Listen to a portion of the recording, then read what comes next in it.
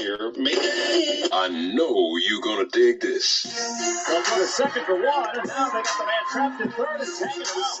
And 2nd and 2, handoff goes to McCaffrey up the middle, finds a little room, lot more room, and he's off to the races. Welcome to the In the Zone Sports Talk Radio Network.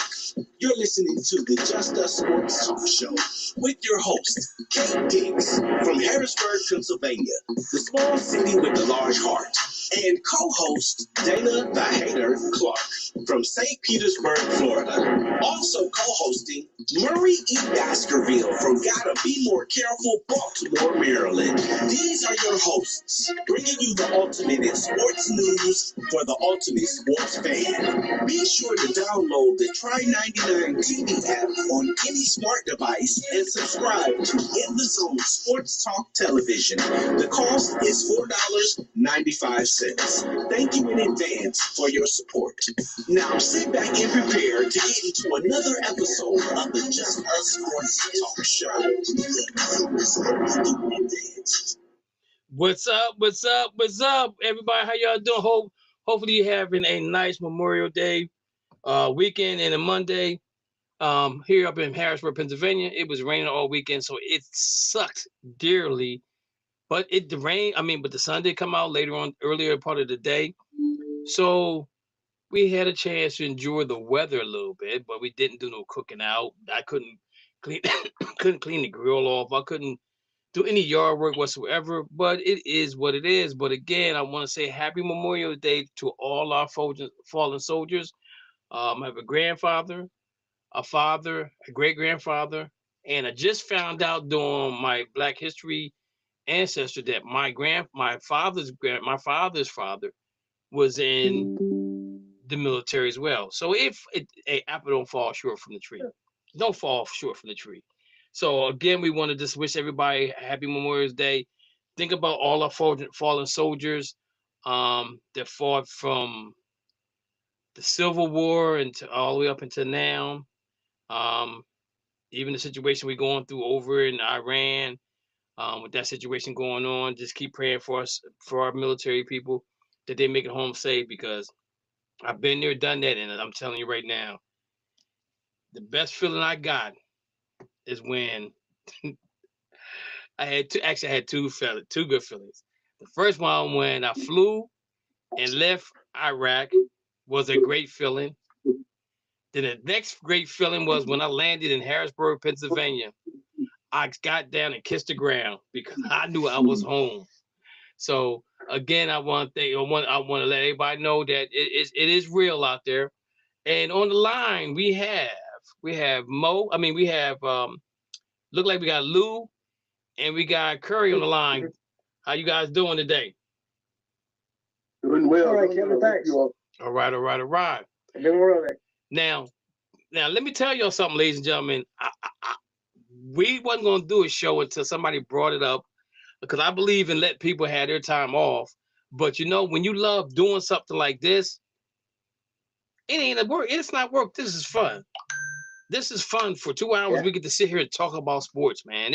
It's enlightening. It's just fun. Everybody has their opinion, and if you guys notice, we debate a little bit, but we don't debate really hard. We agree to disagree, as some people would say. But man, I'm telling you, I love what I'm doing. I love this thing. I love what I do. I love it. Mm-hmm. It's so much fun, and I would challenge anybody to come out and do this, what I'm doing right now, for fun, because it is fun, and I have a ball doing it. You know it. So again, thank everybody else for chiming in or calling in. Live feed, got live feed working out. If you want to call into the live feed, if you want to call into the show, the phone number is 512-543-4662. It's a number to call in. If you call in, make sure you bring a friend. That's how we do what we do here. So let's get started. Major League Baseball. What's going on? Right now, bottom of the ninth, 1 out. Yankees up 4-3 against Kansas City Royals. They could be them Yankees having some problems. Where is Mo at when you need him? So in American League West, American League East, you got Tampa Bay Rays, who are 34-17, 19-5 at home, excellent home record, 15-12 away from home. Could be better, will be better, hopefully. Their run differential is a +38, lost 2 in a row. They're 6-4 in the last 10. The New York Yankees are 31-32, 4 games out of first place, 17-9 at home, 14-13 on the road, a +67 run differential, 1 game, 4-6 in the last 10. You got the Blue Jays, the Orioles, and the Red Sox. All got 20 wins. In the Central Division, Cleveland Guardians are 32-23, 4 games above 5. They're 4 games. They're in first place. They're 5-10 at home, 17-13 on the road, a +23 run differential, 1 game, 8-2 in the last 10. Chicago White Sox, ladies and gentlemen, they have arrived. They're consistently staying right there in the mix. They're 27-26, 1 game above 500, 4 games on the first place. Not bad. 15-10 at home, 12-16 on the road, a -15 run differential, 1 game, 5-5 in the last 10. Got the Twins, the Royals, and the Tigers coming last. Out west, Athletics, the team without a city, not yet. Just now. They're 27-26. But listen to this, ladies and gentlemen. They're 27-26. Seattle is 25-29. Texas Rangers 24-28. Astros 23-31. And the Los Angeles Angels are 20-34. Now, last week. Last week, this thing was a little tight with the Angels, but the Angels are falling off. And Houston's only 4.5 games out of first place, so they can do something. Think about Athletics. They're 10-12 at home, right? 17-14 on the road, a -7 run differential, one game, but they won 1 game in a row. They're 5-5 in the last 10. National League, the teams hold it down. They have the best record winning-wise, but losing-wise, Tampa Bay has 17 losses. But Atlanta Braves holding on 36-18. 17-10 at home, 19-8 on the road. Listen, ladies and gentlemen, I'm gonna say this again. 19-8 on the road. If you didn't hear me, I'm gonna say it one more time. 19-8 on the road. That means they can go anywhere and play and win. They're a +102 run differential, lost 2 in a row, 6-4 in the last 10. Washington Nationals, who are in second place, 27-27. 9 games out. Philadelphia Phillies are 26-27, 9.5 games out. Marlins and the Mets. Somebody's getting fired. All that money they spent, they're getting fired. Milwaukee Brewers are 31-20, 17-11 and 17-11 at home, 14-9 on the road. One game, 7-3 in the last 10. The Cardinals are 29-23, respectfully, 2.5 games out of first place, 13-13 at home, 16-10 on the road, -3. Lost 2 in a row, 5-5 in the last 10. Check this out, ladies and gentlemen. The Chicago Cubs are 29-25, 3.5 games out of first place, 18-11 at home, 11-14 on the road, a +19 run differential, but they lost 9 in a row. They're 1-9 in the last 10 games. What is going on with the Cubs? You got the Reds and the Pirates coming up in the rear. Out west, Dodgers 33-20, 15-10 at home, 18-10 on the road. A run differential of 106. Have won 2 in a row, 8-2 in the last 10. The Padres 31-21, a game and a half out of first place, 16-13 at home, 15-8. 15-8, ladies and gentlemen. Listen to that, 15-8 on the road. Yeah. +6 run differential and lost 1 game, 6 in a row in the last 10.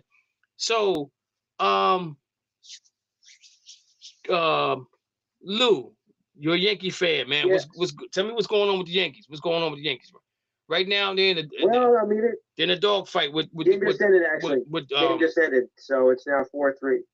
I mean, they're I wouldn't say inconsistent, but they're having their moments, with the bullpen, and that's what's causing problems. And Tampa Bay, I think, is becoming a big surprise again this year. They're like 6 games up on us right now, so it is a little bit of concern. They had to work on their relief pitching, and their closer is pitiful. I mean, you're never going to get an Mario Rivera, but this closer guy here, he's capable of blowing up leads and has done that. So they really had to watch out in the later innings. That's what worries me the most. Okay. Curry, Atlanta Braves, 36-18. Most wins in the league right now. What you got for me on the Atlanta Braves side? Well, the Braves are playing some really good ball. They didn't do too well this weekend against the Nationals.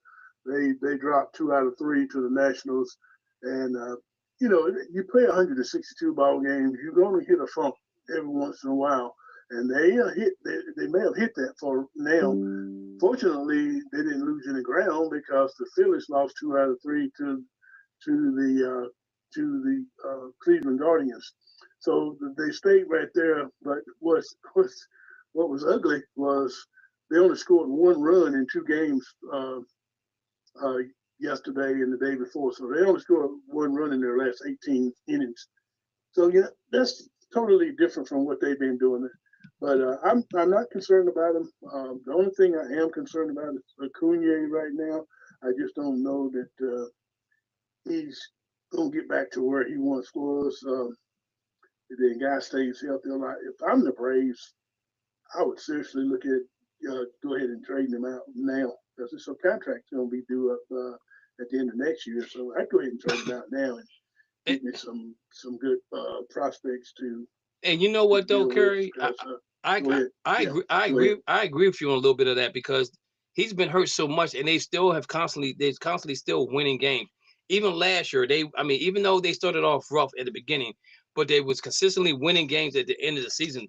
So, so I think that maybe it might be time for Kuna to find a greener pasture somewhere else other than Atlanta, because it shows that they can win without him.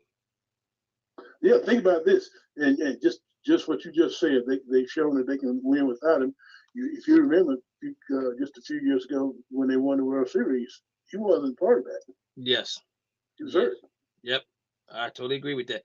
So that's a possibility to move on from him, not getting a big paycheck. For the Dodgers, I watched the Dodgers over this weekend plus. They lost the first game to Milwaukee, but I tell you what I was most impressed was the series against the San Diego Padres. I got a friend who's a Padre fan. He always inboxes me something about the Padres doing this and probably doing that. And ladies and gentlemen, I'm gonna tell you this right now. I'm 61 years old. I'm at the age now where I'm not going to inbox you about my team doing good at all. I'm done. Them days of me doing that are over and done with. Now, if you poke the bear, you wake the bear up, then that's a whole different story. Like them Sixers fans, they kept poking and poking and poking. And I had to bring the broom. I had the broom here, and I took it downstairs because I was going to show everybody what it looked like to get swept in the series. But we're going to talk about that a little bit later on when it comes to the Sixers and the NBA. But again, I don't say nothing to nobody else. I'm at the point where I'm at peace right now. With the Dodgers, we won back-to-back and could possibly win 3 in a row. I'm okay with that. If we don't win again this year, I will be a little bit upset. Long as we don't lose to the Padres, I'm fine. If we lose to the Braves, I'm okay with it because I respect the Braves. That's the only team in the National League I respect. Anybody else, I don't like the Phillies. Don't like the Phillies. Don't like nothing in Philadelphia other than my family. And you know what I'm saying? But we can't lose the Padres. We can't lose the Padres. You know what I'm saying? We just can't lose them. But anyway, so the Dodgers, I think they play the Diamondbacks again coming up at home. And Diamondbacks kind of gave them a hard run for the money before now. But the bats is coming alive. Everybody's looking good. Hernandez, I think his name, the closeout. He probably won't be back this year. That was big. That was a big blow to the Dodgers. But the bullpen is strong. They prepared themselves for a bullpen. But even they have a couple guys that's in the minor leagues right now that they could bring up as well to be part of the pitching core. So they're looking good. Muncy, I know they gave Muncy a contract extension, but I think if anybody gets traded, it might be Muncy. Not that he's not playing well, but I think that the person they bring in is could be better than Muncy. I don't know if he's going to be a third baseman, but I know there's a possibility of them maybe him trading. But guys, check this out. We talked about Mike Trout last week.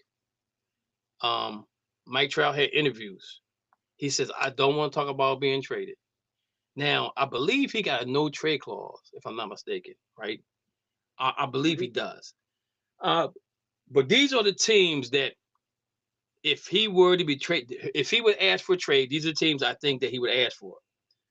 The Yankees, Phillies, and the Dodgers. And there's a reason why I say the Dodgers, right? So the Yankees would be help them with the bats. Phillies is he's from the East Coast, so that makes him at home basically, and he gets opportunity to play with the guys that's in Philadelphia. But the one that puzzles me the most is the Dodgers, because for some fact, I think the Dodgers have enough pieces that they can send to the Angels for Mike Trout, and then he don't have to uproot his family. I think that's probably the key to everything going on. He doesn't really want to talk about it, but it's been, and I'm telling you right now, guys, people be listening to us because we talked about this last week, and now I read about him saying I don't want. He said in interviews, I don't want to talk about being traded. I don't want to talk about it. So, do you guys see anywhere else that Mike Trout could fit into? If he were to be traded, and like I said, he still has a no trade clause.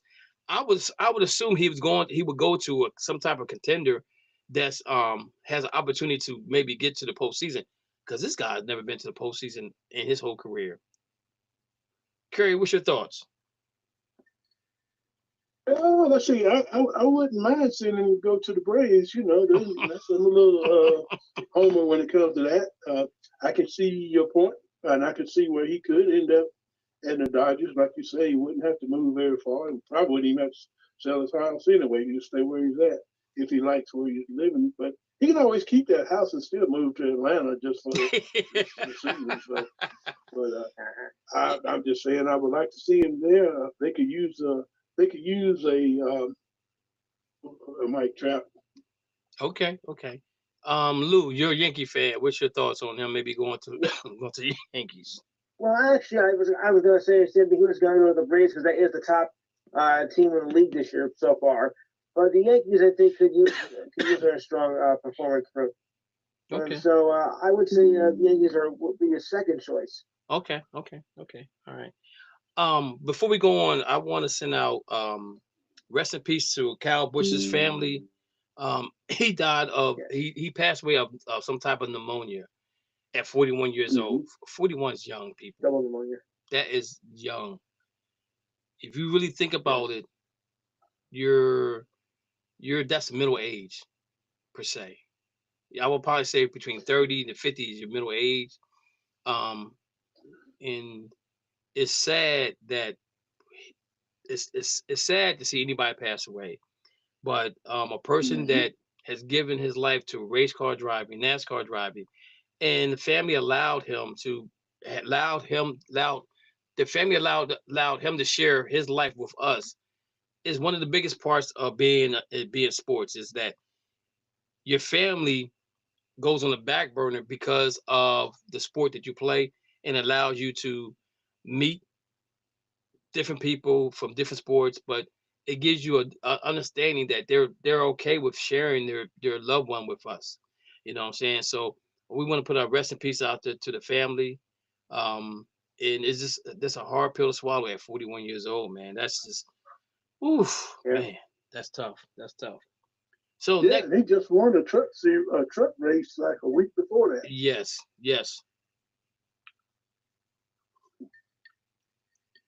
So I'm gonna say I'm gonna jump on this right now, because this is what this is what we do. Just us means just us, and if you're a person of color, you understand what just us means. But I want to talk about this gerrymandering situation in college football. What Ryan Clark had brought up, that he would like to see it happen. Now, I want to get you guys' take on this, and tell me how you really feel about this. Because I'm gonna say this much: to me, I get Ryan Clark's situation. I get where Ryan Clark's coming from, but it got to be a better way to do this. Because I'm gonna say this right now: excuse me, if you're a college kid and you go to one of the Southern schools that's trying to change the voting landscape by districts, and you got an NIL deal, or you gonna stand up and say, I'm not taking this money, I'm gonna go somewhere else and play football, or I'm gonna play baseball, I'm gonna play basketball, I'm gonna run track, I'm gonna golf. What are you going to what's gonna happen here? You know what I'm saying? We don't have, there's not a lot of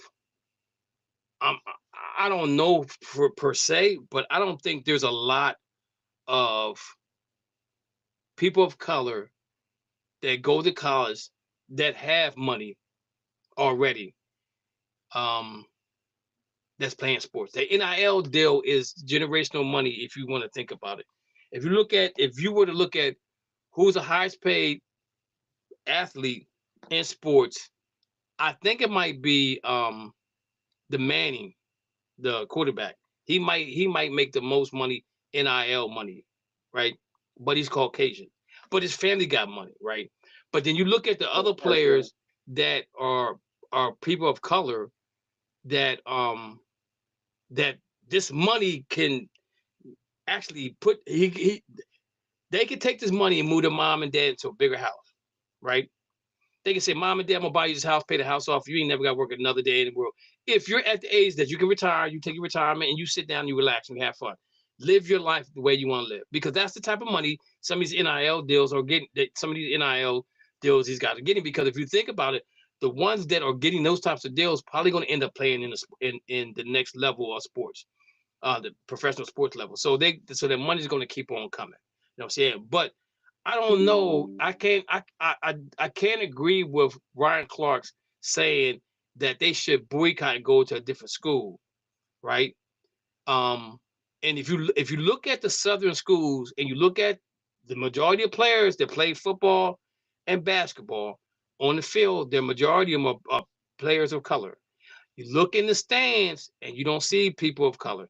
You look at the band, you don't see people of color. You look at the cheerleaders, you don't see people of color. You know what I'm saying? And so it puts you in a rock and a hard place. So now, if I don't know, I have no idea how to fix it. I sat down, was thinking about this, and I don't have a brain. I didn't have a brain. You know how I sit sometimes in my car and steam be coming on my ears because I got an idea about something. I don't have an answer to this one. This is something that I'm gonna have to really invest some time into thinking about. How can we fix this and not make these guys not be able to play sports and get the NIL deal? You know, you look at the situation with Jackson Dart, what he did a couple of days ago about bringing out Donald Trump, right? And it hit people a certain way, right? And you got Abdul Carter that said, yo, what are you doing, dude? And they called each other and they worked it out. But I'll guarantee you, the thing about it is, and people don't, what people don't understand is that when you're a person of color and you see where this world, where our country is going, or where our country is, where our country was until where our country is going now, it's different. Certain people walk a different way now. Certain people talk a different way now because they feel like they're privileged to say what they want to say. But I'm here to tell them it's not going to hold no water this time around, because you can say what you want to say, but you're going to get checked, because people are educated now. They understand what's going on in this world. They don't like it. There's a lot of people don't like it. There are Caucasian people who don't like what's going on with Mega, right? But the thing about it is, now Jackson Dart has gotten politics into sports. He comes out and says that, and they say, yo, you can't talk about politics. You can't mix politics with sports. When Colin Kaepernick did it, he get blackballed. So somebody need to tell me what's going on here, because my eyes are wide open. My eyes are wide open. I see it every day. You know what I'm saying? I don't see it as much as most people do, because I live in the North. But don't get it twisted. It happens in the North too as well. But the thing about it is that I get what Ryan Clark is saying, but his remedy is not a good remedy, because you're talking to young men who who never had more than maybe $500 in their pocket, and they give me sign an NIL deal worth $1 to $2 million, and you're telling them don't go to these Southern schools. That's hard to do, man. That's really hard to do, especially if you're going if you got a family to take care of. So, Kerry, let me get your opinion on this and tell me what your thoughts are. You know, let me first say I have never been really a big fan of Ryan Carter. I mean, I just think the way he comes across, sometimes it just, you know, it's just not. I just don't like the way he comes across sometimes. And to your point, he does come up with some good stuff, but I don't watch enough ESPN, so I don't really keep up with those guys. I haven't sit down and watched a show on ESPN, and I couldn't tell you when. I started watching them jokers a long time ago. But you can't really fix that NIL thing now. It's out of hand, man. You're not gonna fix it. You can't fix it. It's nothing you can do to fix it. The NCAA should have put a cap on that thing from the very beginning. And I don't know that you could have really put a cap on it, but you know, the exposure now, what these guys are getting. So, but see, you can't really control what Mr. Jones is coming up with his money. You can't control that. Only thing you can control is what the school gives them. You see, now you take we had a guy that played up here, Wake Forest University. The last name was Appleby, and guess he got an idea with Applebee's. Wow. You know, and then that was pretty cool. You know, you can't knock that. Mm-hmm. But you don't know about them hidden NILs that people saying. And I've heard you say it before. You know, a bag of money sitting on your porch. You know, I don't know where it came from. You don't know where it came from. Don't worry about where it came from. Just take it. Exactly. Right? Exactly. Okay. Lou, what's your thoughts on this? On the gerrymandering situation? I think I had to agree with Mo here on that. You mean Curry? Curry. I'm sorry. Okay. All right. That's cool. But the whole thing, I get what they're trying to do, right? So they're trying to prep. They're trying to prep for the 2028 election year, right? And when you move districts around, it allows you to maneuver your voting for different people, right? And the thing about it is, and I think why it's so prevalent in the South is because there's a lot of people of our color are moving back down south because land's cheaper, the weather's better. You know what I'm saying? Right. Do you still have to deal with some racism? You probably do a little bit, but not a lot. It's not as much as people think it is, because everybody wants to go to heaven, right? And do you want to stand at the pearly gates and St. Peter say, man, you can't get into heaven because you've been a racist all your life, and you know Jesus was black, so you don't like him, but you praise him every Sunday or every day. You pray to him every day, but you got to go through him before you get to God, right? So,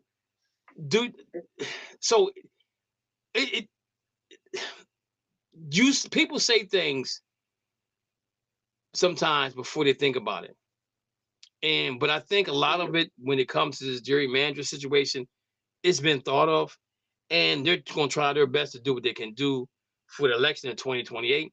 Only thing I can say to people right now is go out and vote every chance you get to vote, because if you're a person of color and you don't vote, and I'm gonna tell you this right now, don't talk to me. You can't talk to me about voting, because you got people out here that said I have never voted before in my life, and they're people of color. And I guarantee you, if you were to go back in time and talk to your ancestors and saw how many of your ancestors might have got killed for trying to vote or trying to march, you would change your mind. You would definitely change your mind. I just did my ancestry on my dad's side of the family, and I got all the way back to 1819. 1816. His name was Coney Dixon. Can't find no more information from 1860. There's no records of him at all. We died. We just know we do have a roundabout time frame when he died, but there's no place. And it takes me all the way back to Mississippi, the Jacksonville area, the Philadelphia area, where he was first, because he first came in through Virginia area, South Carolina, Virginia, North Carolina area, somewhere around there, and they migrated down. Well, he was taken down to the south, and then we went from the south, from Mississippi to North Carolina, South Carolina area. That's where we end up migrating for the majority of part. But now we have a lot of people in the northern part of the United States.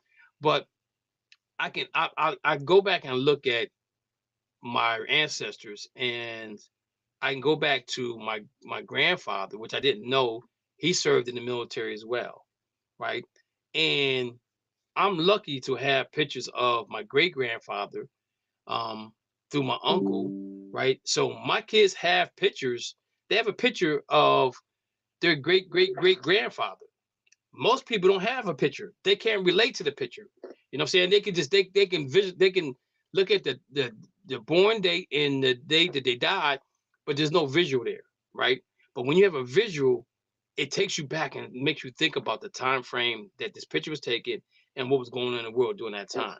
So again, I'm just saying this right here. When it comes to this Mandarin thing, I hope that it don't go the way the Republicans wanted to go. And I think that if people are not understanding what's going on in this country right now, something wrong with them. A month ago, gas gases went up $1.25 in less than a month. Now we know that the president don't have nothing to do with it, but he's the cause of it, right? He may not be the one that raises the prices of gas, but he's the cause. It's the cause and effect thing, right? So again, all that I'm gonna say about gerrymandering is I hope it don't go through down the south. I hope things stay the way it stays, and they, as a country, we understand what direction we're going in, and hopefully, come 2028, we can change the direction of where we're going and going back to the way that it should be. I don't have a problem with nobody's sexuality. If that's what you want to be, that's fine. Don't try to throw your sexuality on me, because that's not what I'm about. Simple as that. I love everybody the way they are. Simple as that. I don't have a problem with it. Kerry, was you about to say something? No, I was just listening. Okay, all right. So we got that out the way. So next up, the NBA awards. We missing Mo 2 weeks in a row, man. I wanted to talk about them Pittsburgh Steelers and the schedule. Well, let me say this. Mo mentioned the other day, I don't know if he got a new gal or what, but he might be preoccupied. He might. Hey, we gonna call that a Matthew. We gonna call that a Matthew, because you know what Matthew did when he got a little girlfriend. Yeah, that's what I told y'all. Same thing. Yeah. So I ain't mad at it. Oh yeah, that's what we gonna call it a Matthew. Yeah, Mo doing the Matthew thing. Okay. Ain't nothing wrong with that. Ain't nothing wrong with that at all. But so let's get into the NBA right now. We know the Knicks is up 3-0 against Cavaliers. It's 2 apiece against the Spurs and Oklahoma City Thunder. That series is going to be a little better than what I think it is. I think that series goes 7 games. Absolutely. But the Knicks is playing some outstanding basketball right now. I don't know if Cleveland has given up or not, but Cleveland. But this is the thing about the Cleveland Cavaliers. I'm gonna say this: they got what they asked for, because they could have been the number 4 seed. think what it was. Yeah, I think it might have been a 4 seed. I think whatever seed it was, they could have been another seed, but they didn't want to. They didn't want to face the Boston Celtics. And the way Boston played in the playoffs, that's who they should have faced because they still probably would have made it to where they're at right now, right? But the Knicks right now are playing outstanding basketball. There's a lot of question marks. If I'm gonna say this, if the Cavaliers get swept, Atkinson needs to be fired for the first game. That first game, up 22 in the fourth quarter, and you lose that game. How do you do that? You look at that first game. Donovan Mitchell doesn't touch the ball in the last 2.5, 3 minutes at all. I'm watching this. I'm like, where Donovan at? Big time players made big time plays in big time games, and Donovan was nowhere found in that first game at all. But now they're saying, oh, their legs are tired. Curry, Lou, I ain't never heard of legs being tired in the NBA playoffs. You suck it up and you keep on playing. These guys, that's why I think these guys are soft. I'm going to say that right now. They soft. The whole NBA soft. When you talk about you played 2 7-game series, that's your fault. You played 2 7-game series.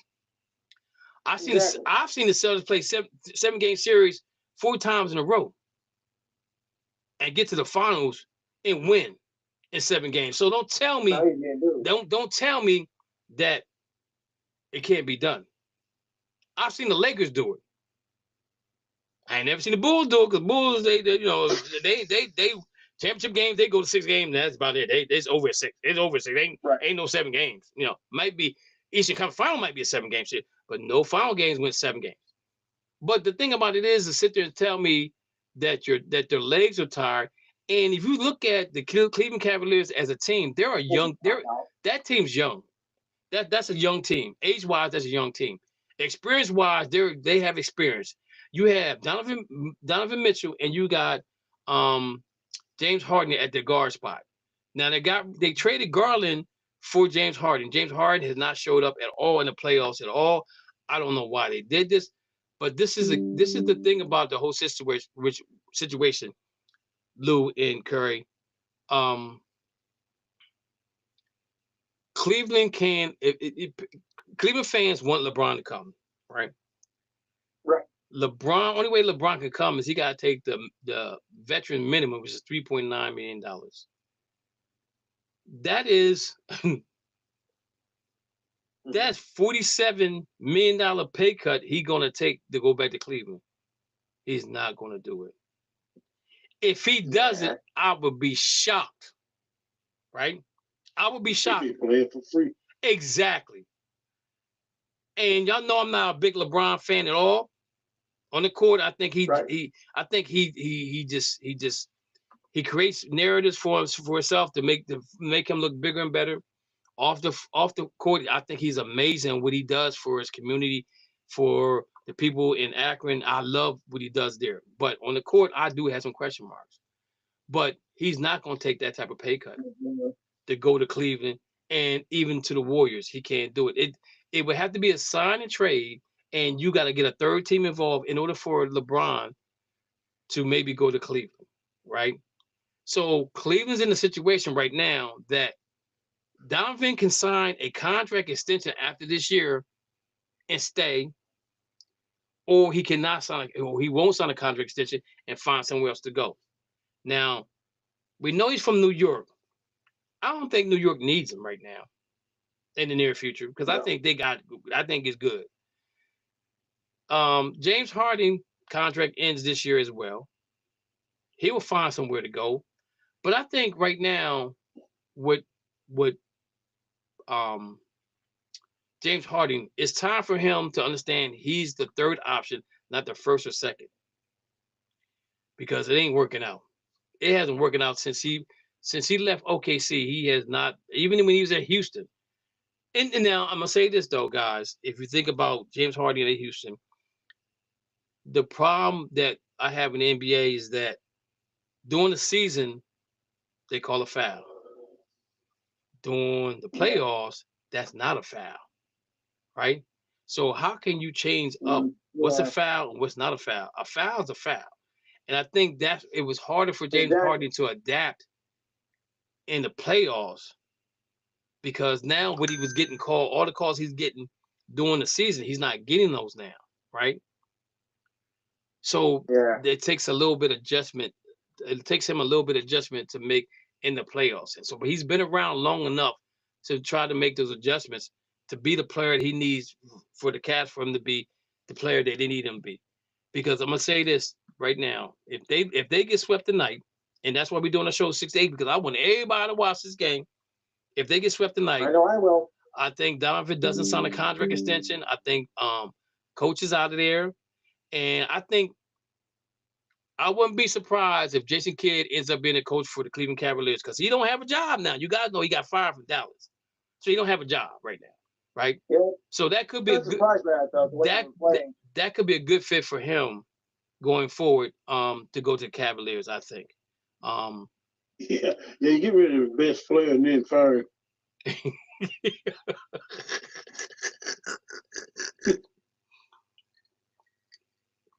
I just think him. But you mentioned James Harden. James Harden, he never shows up in the playoffs. I mean, when in the big games, nope. He just, man, he is one of the best regular season guys. Man, he can shoot the lights out the gym. But when it comes down, man, it just seems like he just can't do it in the big games. And that's the thing that gets me is what is causing you not to be able to play at that level. And the thing about it is, and I'm gonna go back. I'm gonna go back to when Boston won their title in 2024. You had Jrue Holiday, Derek White, Jaylen Brown, Jason Tatum, and Porzingis, right? Al Horford come up. Did Al Horford come up? Did White come off the bench? Yeah, he was off the bench. Yeah, okay. So Al Horford came off the bench. Mm-hmm. Okay. So you had you had 5 guys that shooting over 30% from the 3. All right. Let's say 35% over 3. So that's good. That's decent, right? So now you have, so you can't, who do you defend? Who do you double team? Right? Because what happens to me is how Boston wins the title is they made the game so easy for everybody else. Because you have Porzingis hitting threes, you have Alfred coming off hitting threes, you had Pritchard come off the bench hitting threes. You had everybody can shoot threes, right? Sam Hauser can hit threes, right? So you and they played and they're known for playing defense, so the defense is going to be there. But they made the game easier for every individual player on that team. This is what you're looking for when you get a collective of players together in any sport, right? You get those players together and say, okay, now I'm taking the pressure off of you, so you don't have to do this. I'm taking the pressure off of you, so you don't have to do that. I'm taking the pressure off of you, so you don't have to do that. Just do what you do, and at the end of the day, we're going to be in it to win it, and we're going to be in a championship. And I think that's the key to any sport. But I saw it more so when it came to the Celtics, and even when the Rams won the Super Bowl, you brought in the linebacker from Denver, Von Miller.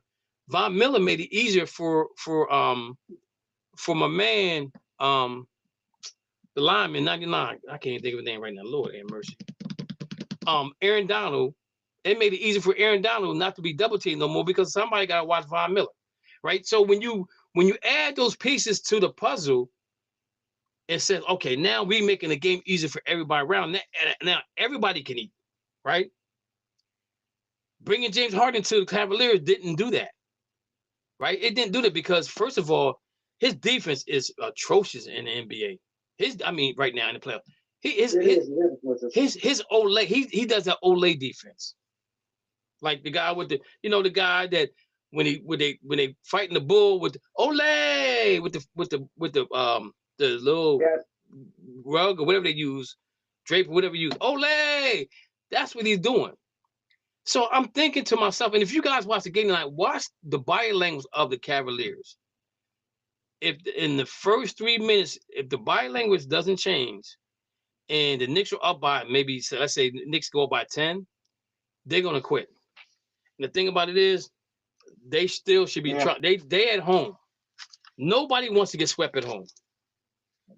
And if that happens to him, Atkinson is probably going to be fired because he blew their first game. Donovan Mitchell won't sign a contract extension. He'll go somewhere else. James Harden goes somewhere else. And now they got cap room maybe to bring LeBron back, but you don't have, now you got LeBron by himself. But I'm going to say this right here, ladies and gentlemen. Kyrie Irving, there's like, I don't think he's going to sign with Dallas because Dallas is on a rebuild. And Kyrie wants to play for a title. And I think there's some couple teams I heard that Kyrie could be going to, maybe. There's a couple teams I think there's a possibility that he could be looking to go to win. Now I'm gonna tell you guys, if I'm Kyrie Irving and I want to go somewhere where life's gonna be easy for me, and I can do what I do without no pressure of me having to play defense, real defense. If I'm him, I'm going to Detroit Tigers. You put him in there at the point guard position with the Detroit Pistons. That could make them the favorite in the East next year. That could make them the favorite. That could make them favorite in the East. You know what I'm saying? So again, there's a plethora of players that are free agents this year in every position in the NBA. So you're gonna see a lot of people get moved around, having some fun, saying where they're going and the predictions they're talking about and things of that nature. But I think LeBron is probably the key cog. If I'm LeBron, I probably want to stay in LA.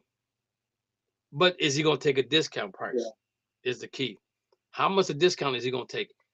He's not gonna take that discount with any other team, but LA.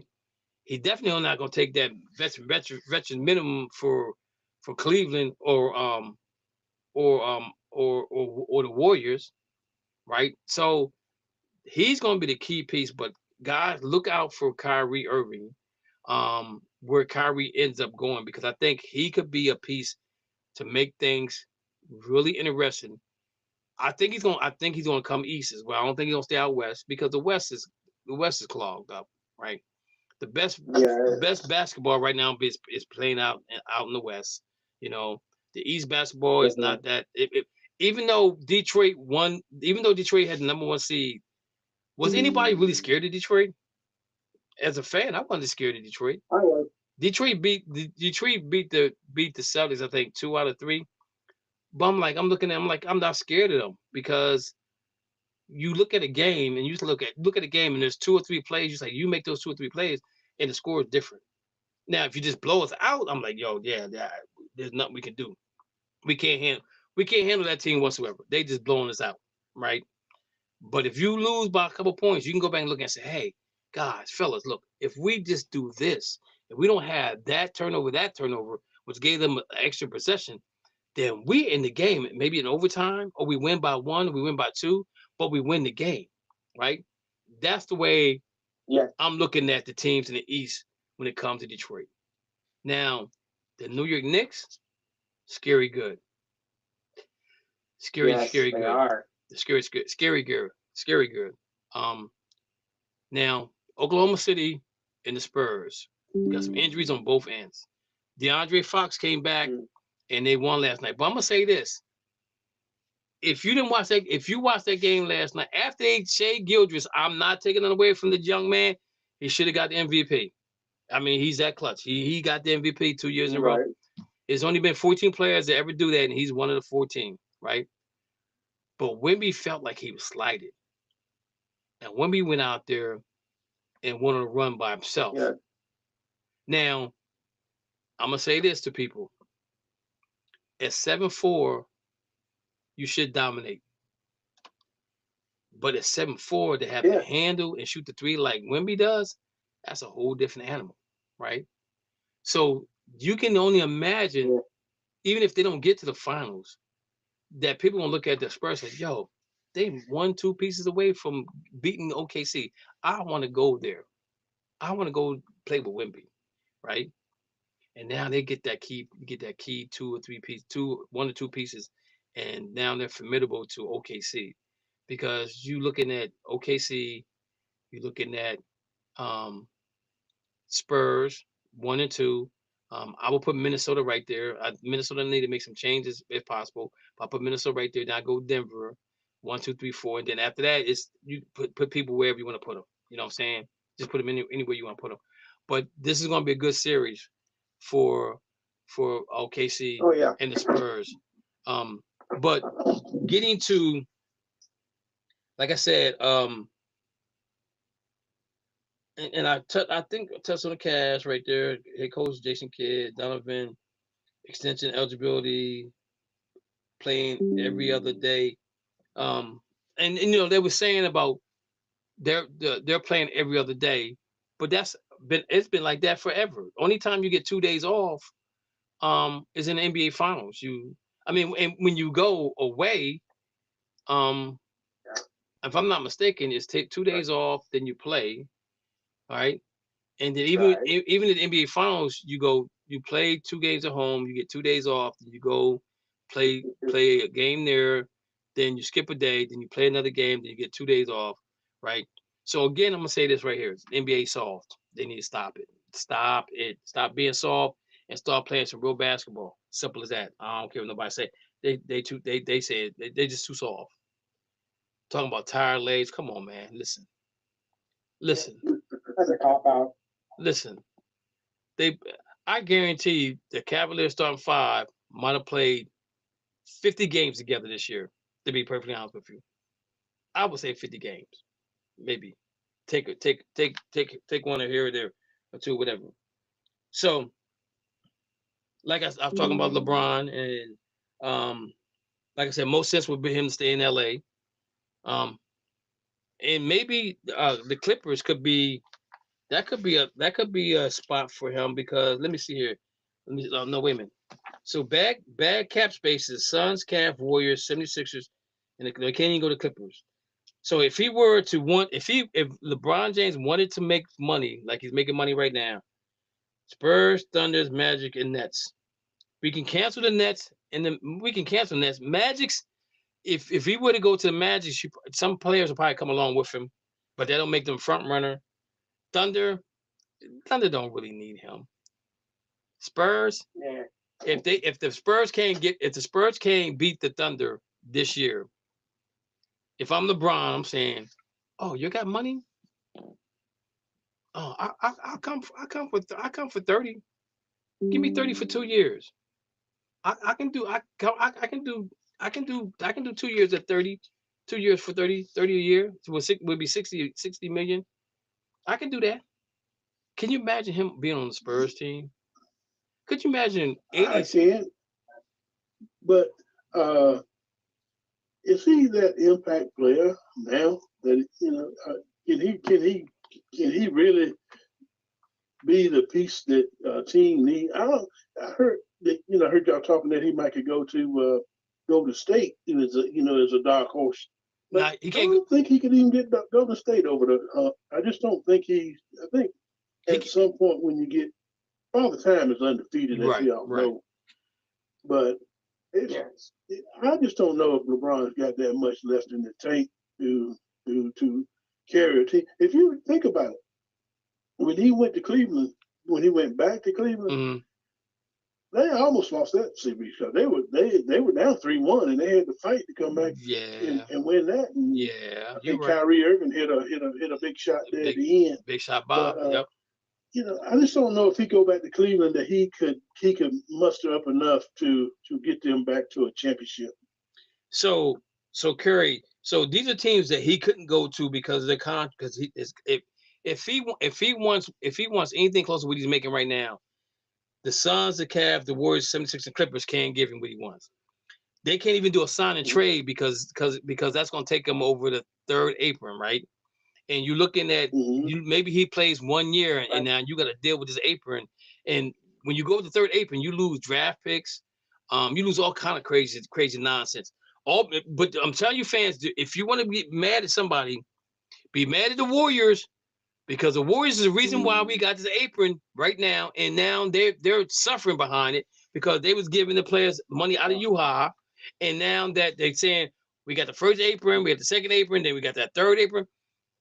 Blame it on the Warriors. But those are the teams that couldn't get LeBron James, right? The teams that had the best chances of getting him will be the Spurs, Thunder, Magic, and the Nets. And I'm gonna say this, Curry. If remember I said when you get a player to try to make everything easier for you, you make everything easy for everybody around you when you're on the baseball diamond, football field, basketball court.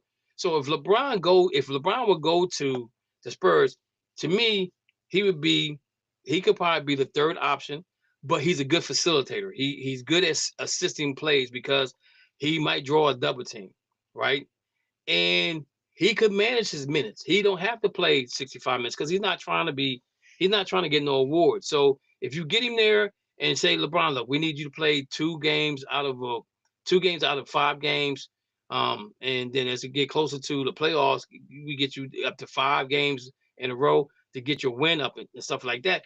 Then I could see that I could see that maybe happening with the Spurs because they really his presence on the floor will help everybody else do better at what they need to do as far as defensively, well, more offensively, because he's not that good defensively, because in a zone, he's okay. Man-to-man defense is not the greatest. But I think that if he were to go to Spurs, that would really help them. And you could probably even get maybe 1 or 2 free agents to take the veteran minimum to come and play with LeBron because they know that it's a guarantee that team's going to go to the NBA Finals. Because you put LeBron with the Spurs, with Wemby, and throwing 2 other good veterans, they got to be favored. They will be favored to win the West and probably be favored to win the whole title, right? So then now LeBron can sit there and say he got 5 titles, even though his 5 titles have been with 4 different teams, 3 different teams. He ain't the same. I don't care what nobody say. Young people can talk about him being the GOAT. He is not the GOAT. He might be the GOAT to you. But if you never watched Michael Jordan play, then you missing out on something. Right. Because Michael Jordan was definitely the GOAT. That dude was the guy. That guy could play the level of basketball. He turned, his rookie year, came back against Boston. Everybody guarded him. He scored 63 points. And Larry Bird said, that's the best player next to God. I was like, yeah, you're right about that, because he's torched them.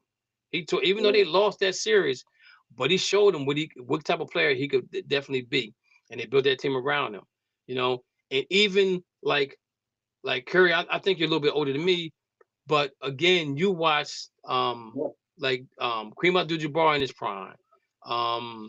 You might have watched Bill Russell, Connie Hawkins, those guys. Those guys were great players back then. But the thing about it is, even if you watch it on YouTube, you don't get the understanding of how intense those games was unless you've seen it live. Because if you see it live, then you understand how the intensity was. Like with Michael Jordan, I seen Michael Jordan play, and I was hating it because Boston was for 20 years we was dormant.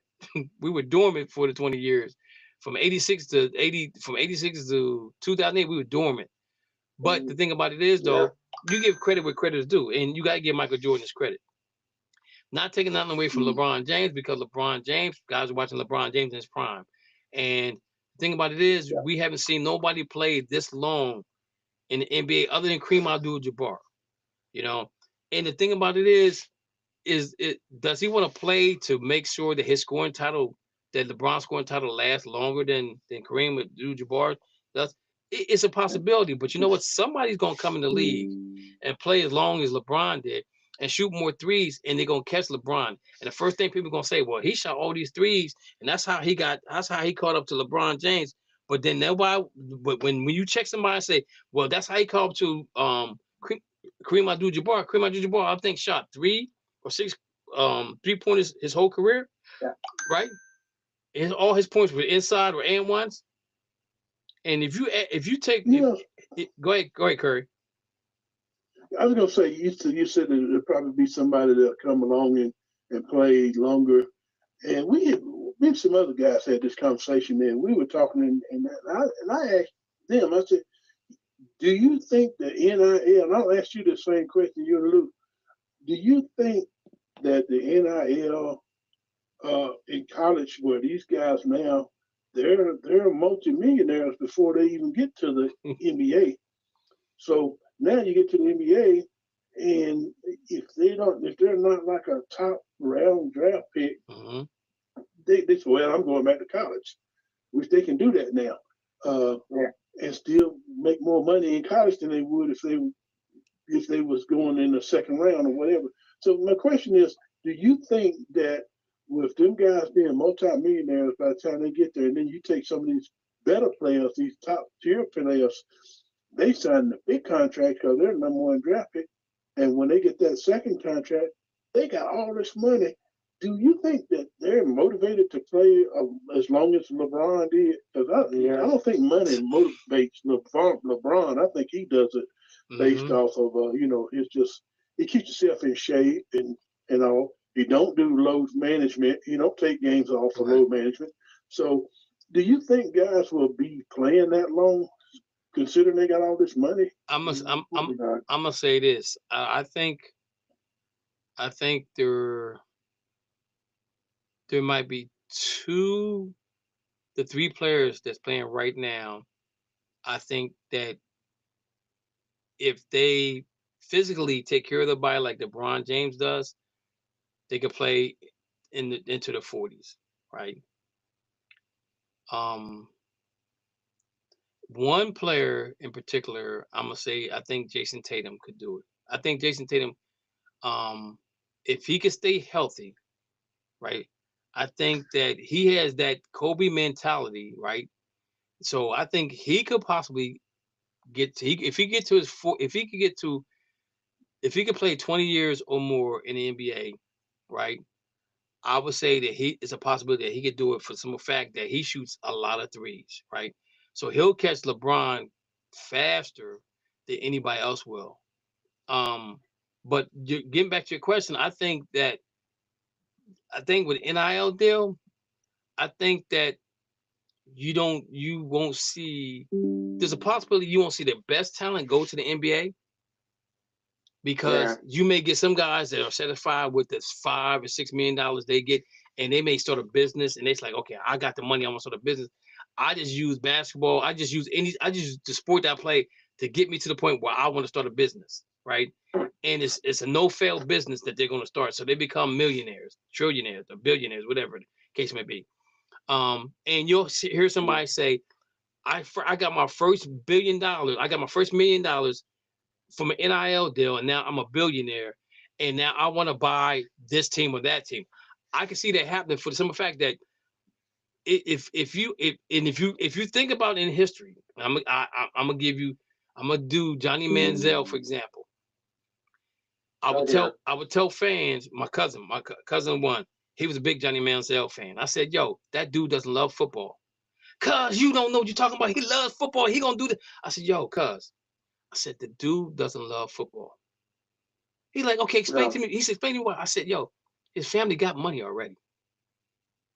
I said, if he fails in the NFL, does he care? Now, the dude's out here boxing right now. He's doing some MMA stuff right now, right? I said, money doesn't, I said, when you're in the pros, if money doesn't motivate you, what does? Because that's the whole purpose you playing in. If that's the whole purpose you play in professional sports, is to make generational money to take care of your family for the rest of the life. If you look at generation, when I say generational money, I'm talking about generation 1, 2, 3, 4, and maybe 5 generations. That the money that you made can take care of 5 generations. When you're dead and gone, you got generations taking care of, you got generations don't have to work for anything. They just living off your money. Now, hopefully somebody in that family is really smart. They invest that money some kind of way to make that 5th generation, 6th, 7th, 8th generation, make it as last as long as it can. Like, look at Ford. Look, Ford don't need, Ford don't never need money, right? They making the cars that's gonna last forever, right? You look at people like that, and look at what he started, and now look where it's at now. And so their family doesn't even, that's generational money.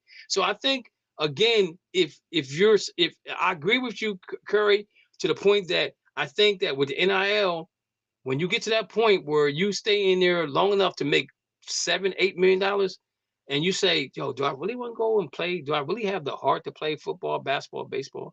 Do I really have the need to do that? Can I take this money, invest it in what I want to invest it in, do what I want to do? Well, I ain't gotta wake up to nobody. I'm my own owner. I'm my own businessman. I can wake up when I want to wake up and do what I gotta do. You just can't sit there and let the money sit in the bank and not do nothing, because at the end of the day, you're gonna use it, and you're not putting no money, you're not putting no residual income into it, even though millions of dollars create all kind of interest over time. But again, mindset is, I'm gonna buy the biggest house, I'm gonna buy the cars, I'm gonna buy my mom and dad what they want, buy my cousin what he want. The hardest thing, and see, this is what I like about LeBron. LeBron got his boys together, said, yo, I need you to go to college, get an education, get a degree, and now let's talk about money, right? Because you think about it, Curry, think about all the professional athletes that gave money to the family members and said, here's some money. Oh, I want to start a business. And they don't start the business, they lose the money, come back and ask for some more money. Well, I just gave you $2 million, bro. What you doing with it? Well, the business fell through, man, but I got another scheme I want to do. Nah, bro. If you go to college, get that degree, you know what I'm saying? Then we can talk, because now you understand how to manage your money better compared to thinking that you know how to manage it and not have a degree. You know what I'm saying? So I totally agree with you. You're going to see a lot of players that's making a lot of money that won't go to the professional level because they got what they want already. The only thing that's going to motivate them is the desire to want to play. And Curry, think about this. When they had the NFL draft, you can almost guarantee 1 through 10 had NIL deals, right? They probably made anywhere from $2 to $5 million. Think about every person that got drafted that cried. Coach, what was you waiting on to call me? I'm ready to go. And they already got money in the bank. They already got generational money in the bank. But the desire is to make more money, to play the game they love. So you're gonna have those type of players that's gonna play the sport still, but you're gonna have some players say, yo, man, I'm done. I don't want to play this. I got my money, I'm out. I don't want to do this no more. Because the desire to do it every day, work out day in and day out, as athletes do now today, work out every day.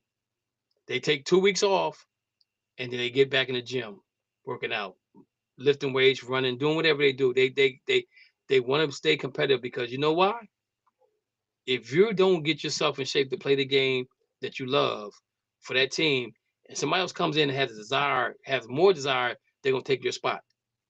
You're only good as your last play, right?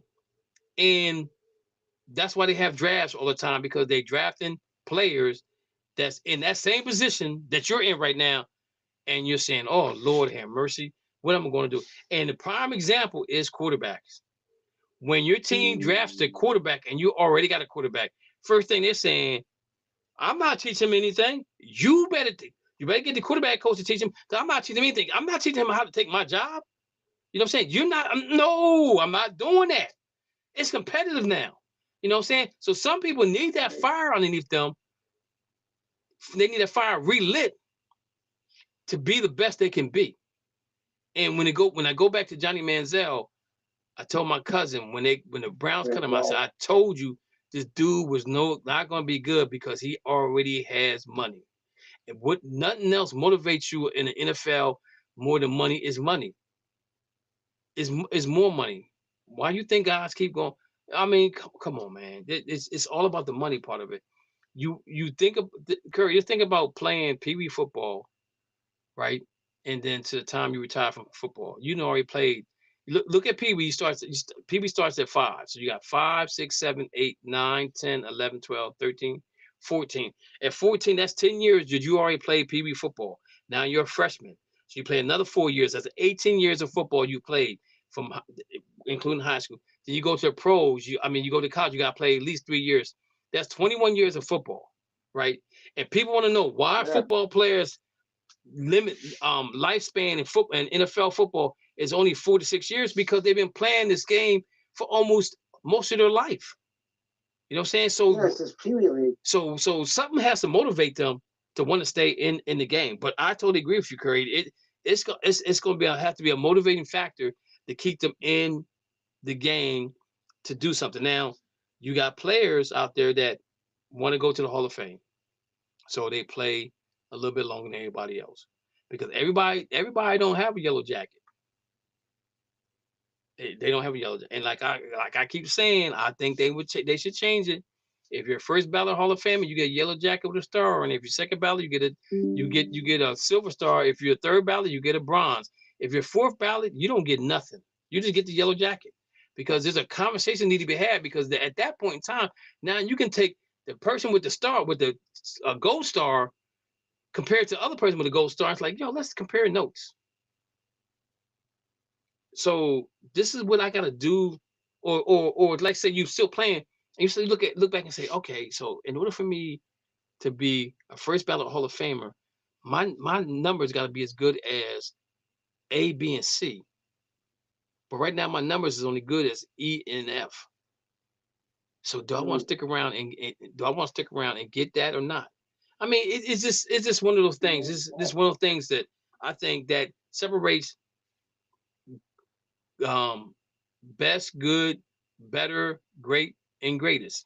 That's just my personal opinion, you know. So again, this is my opinion, and I think that sometimes my opinion is okay. Some people may think my opinion ain't worth a bag of fleas. But the thing about it is, it puts a question mark in your mind, like maybe they should do that.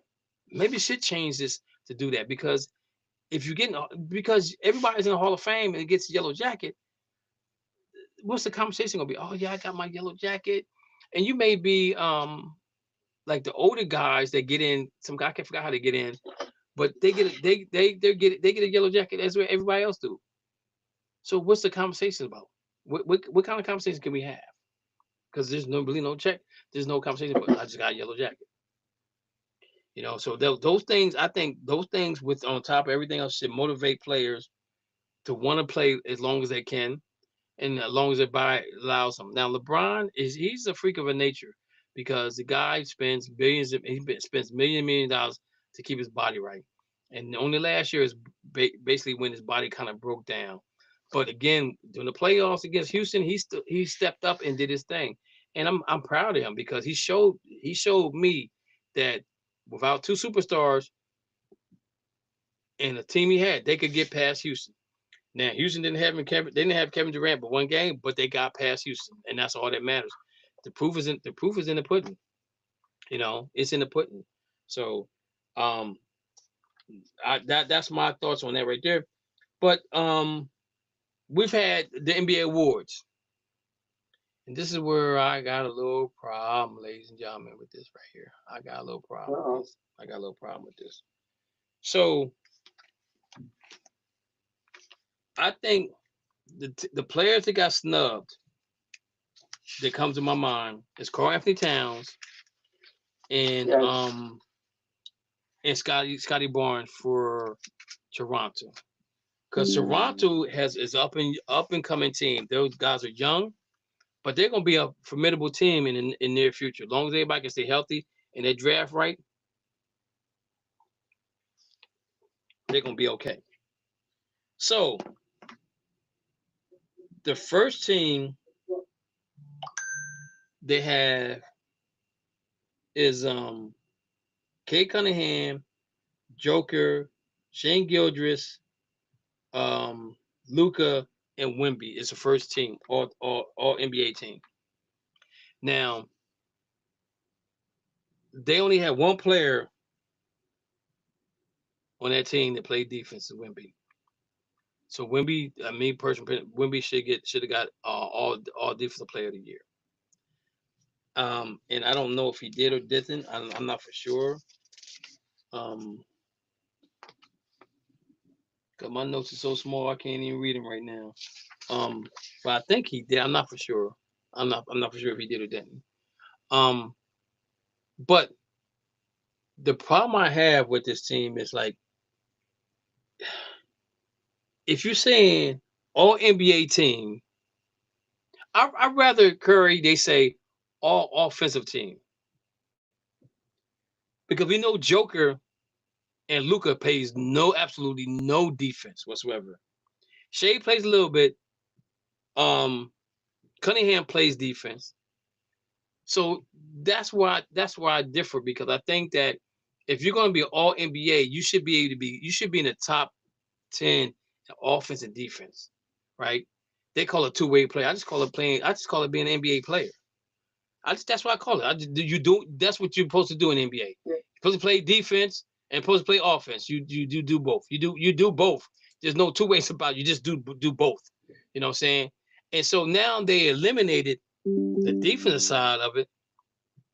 It makes it all about offense.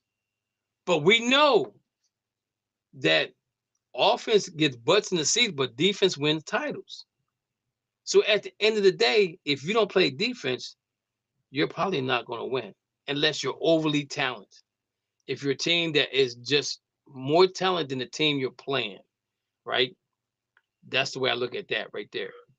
But now, me being a Boston Celtics fan and watching Jaylen Brown defend and play offense on a team that's supposed to have been a 30-win team, end up getting the number 2 seed. And I'm gonna say this: the league was watered down because you had a lot of teams that were trying to get in the lottery, right? Because they're saying this class of athletes, these class of athletes that are being drafted in NBA right now is a good crop. They compare this to the Melo, the Wade, who else came out that class? I can't remember, but those two names comes to my mind. They're looking at that class as one of the best classes that ever come out of the draft class. They're looking at this class like that. But again, you still go out there and you put up numbers offensively and you put up numbers defensively. And he makes second team. Now, he came out and said, in a little twitch, I'm surprised I got that because there's people in the NBA and his players don't like me. And that might be true, right? Because I don't think Jaylen Brown's arrogant. I think Jaylen Brown he's a very intelligent young man. Anytime you go and tutor guys at MIT, you're not a dummy at all. There's no question about it. No question about it.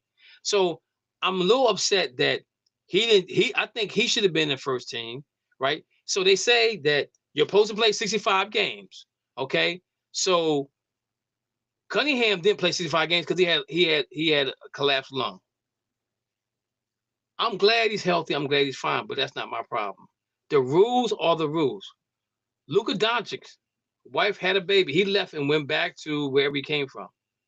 First of all, your wife should be here in the United States with you because you were here 9 months out of the year. So why is your wife not here with you? He went back to Sylvania, Lithuania, wherever he lived, where his wife had a baby. And I'm glad the baby's fine and everything like that. But when you say it's 65 games, it's 65 games. And those guys got approved of that because of health and his wife having a baby. Right. I'm okay with that. But at the same token, though, 65 is 65. Jaylen Brown played all 65 games. He averaged almost 30 points a game. He played defense against the best players on your team. But he gets second team. Then second team, you have Jaylen Brown, Kawhi Leonard, Donovan Mitchell, Kevin Durant, James Brunson. I don't understand how Kevin Durant got in here, to be honest with you. I really don't know how he got in here. Kawhi played over 60-some games, so I'm okay with that one. Kevin Durant, I'm not cool with Kevin Durant at all. The third team, you got Maxey, Murray, Johnson, Durant, and Chet Holmgren. I don't know about that. There's you telling me that Karl-Anthony Towns didn't play as well enough to get on the second or third team? I can see him not being on the first team, but the second or third team, he should be somewhere on there. Scotty Barnes carried Toronto by himself, but he's not on no team. I'm confused on how they do this. If you're saying 65 games is the benchmark, then make 65 games a benchmark. I'm sorry that he had a collapsed lung. I'm sorry that his wife had a baby, right? And the thing about it is with Luka, I wonder if the Lakers would have been like a 1, 2, or 3 seed. Cause I think they would end up being a 4 seed. Would he have left? Because he was injured when he left, right? But if he wasn't injured, would he have left to go see the baby being born? I mean, that's a once in a lifetime thing. I'm not saying I'm not saying that you shouldn't be there, because I would want to be there if my child's being born. But if my job is to play basketball, I'm going. If that's my, and I'm gonna get a little. What's the word I'm looking for here? Let's say technical. If I'm a basketball player, and me and my wife are having sex and whatever, and we plan to have a baby, I'm gonna make sure it's not during basketball season. I'm like, all right, babe, look, this is the deal. This is we do it now at the beginning of basketball season. Then you say, hey, babe, I'm pregnant, but the baby's being born the end of June, July, August, or September, or maybe even October. I'm good. I'm just saying. I'm not saying everybody's supposed to do it that way, but I'm just saying. But the thing about it is, though, you can't make excuses for everybody else. And I felt watching Jaylen Brown, even if I wasn't a Browns fan, I mean a Celtics fan, even watching Jaylen Brown do what he did to a team that was supposed to only win 30 games, I think that's unjust. I really do. I think that's unjust on him. So, but again,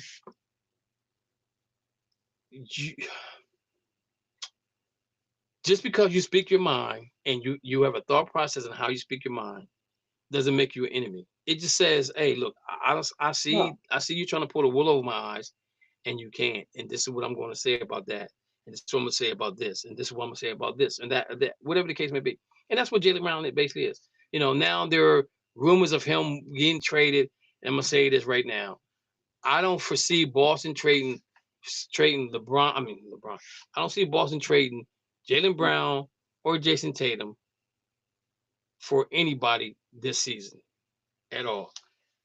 Wemby talked about Winehurst talked about the salary that they both hold. They won a title together, and again, you had a team this year that you have Pritchard, Hauser, Jaylen Brown, Jason Tatum. 4 players, and the 4 players that played integral minutes in the playoffs to win a title, and even last year when they lost to the Knicks that played. So you got 4 players out of a total of 15 players on your team.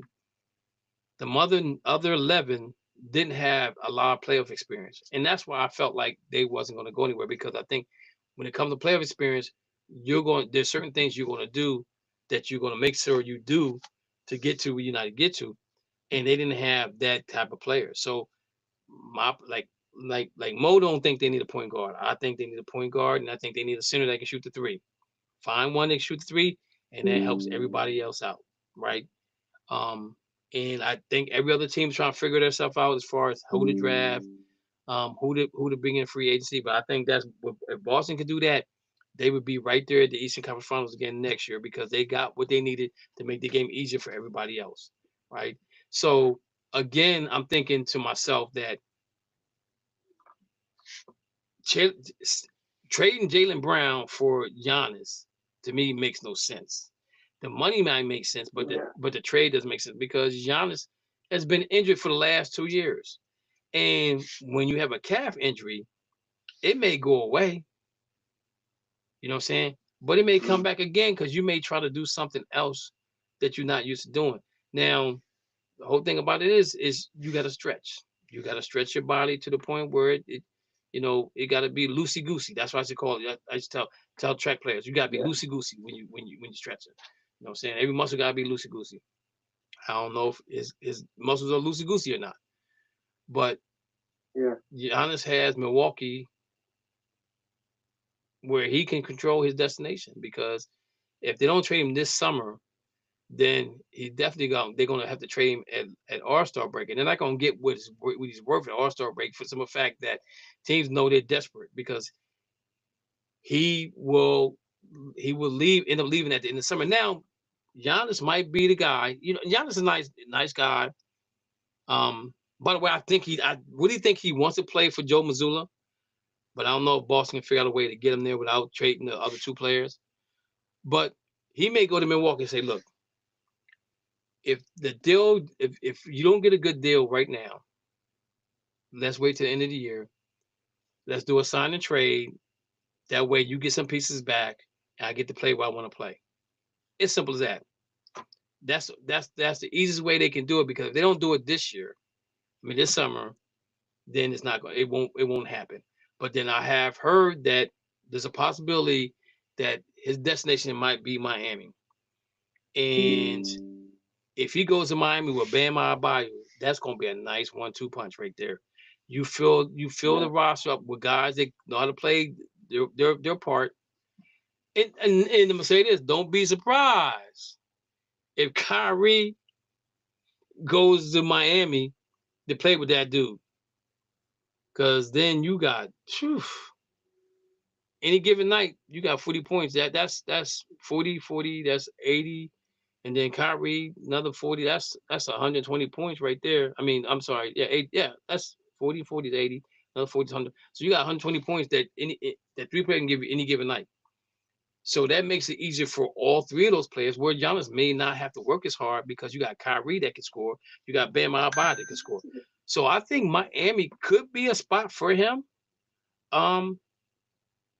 They got to put it's a lot they got to put together for him to go down. I think that'd be a perfect spot for him, because he got a good coach in Spoelstra. And you don't have to pay no tax either. And that makes the East even that much tougher going forward. So that's my thought on the NBA. Any comments, concerns, guys, on that? I heard if you mentioned it, I was listening. But you talking about LeBron. Did he mention that he'd like to play in New York?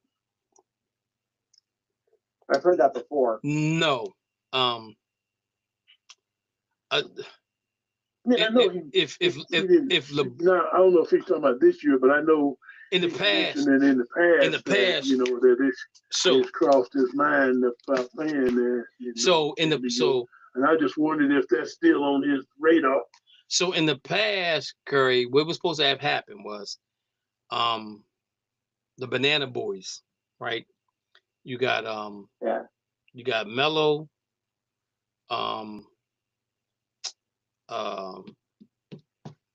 what's the point guard? Oh my goodness, they just retired.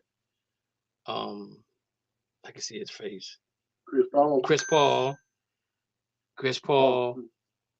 LeBron, Melo. Is somebody else? I'm missing somebody else. Melo, Chris Paul, LeBron. I'm missing. I think it's somebody else I'm missing. I can't think of who the fourth person is. But they were all supposed to go to New York, right? Mm-hmm. So Melo forced himself from Denver to New York. And then Melo goes and signs a contract extension because he's thinking that LeBron will come to New York. Chris Paul will come to New York, and they will all get a chance. But I can't remember who the fourth person is. Oh my goodness! But they were all gonna play together before LeBron went to Miami. So if you think about it, it was between Chicago and New York where they saying had the beat on LeBron, and then Philadelphia was like a slight third. But then Pat Riley came in at the last hour, and said, "Yo, come to Miami. You don't have to pay no state tax, and we can get this player and that player to come play with you, and we're good. You already got D Wade. Oh, D Wade was the guy I think it was. I think D Wade was one of them guys. Yeah. You got D Wade down there with you, right? And then we'll just fill the roster in as we go along." So LeBron was like, "Yo, that's probably a good idea." So that's kind of why he went to Miami, right? The Chris Bosh. Yeah, I mean, I get all that. Okay. I knew that. I knew about that story behind all that. But I was just thinking, was that possibility still in his mind? I don't think so. I don't as think of now, because New York. I mean, it would still put him in the limelight that he likes to be in. out there in Los Angeles, and he could capture some of that same limelight there in New York. I just wondered if that was something that might be still on his radar. Yeah, I don't think New York would be on his radar right now, especially with how good they're doing, because they would have to give up some pieces for that right there. And I'm looking up New York's salary cap right now. NBA team cap. Okay, so New York, where's that? New York. So New York is at the bottom. They have like they're negative 93 million, right? So if you were to go, let me go back here. Yeah. Let's see, team tax. What's tax?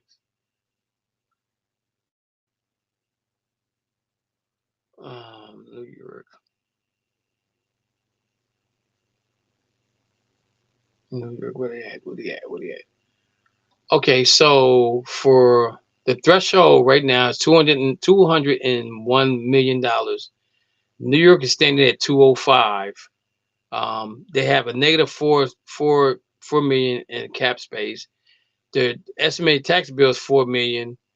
Total tax payoff estimate is 209, actively 205. So they would have a problem. They would have to get rid of some players. It would have to be probably looking at 3 to 4 team deal and to move players around to get LeBron to New York. Just in case, like say, if New York goes to the finals, they don't lose. They say we think LeBron might be the key.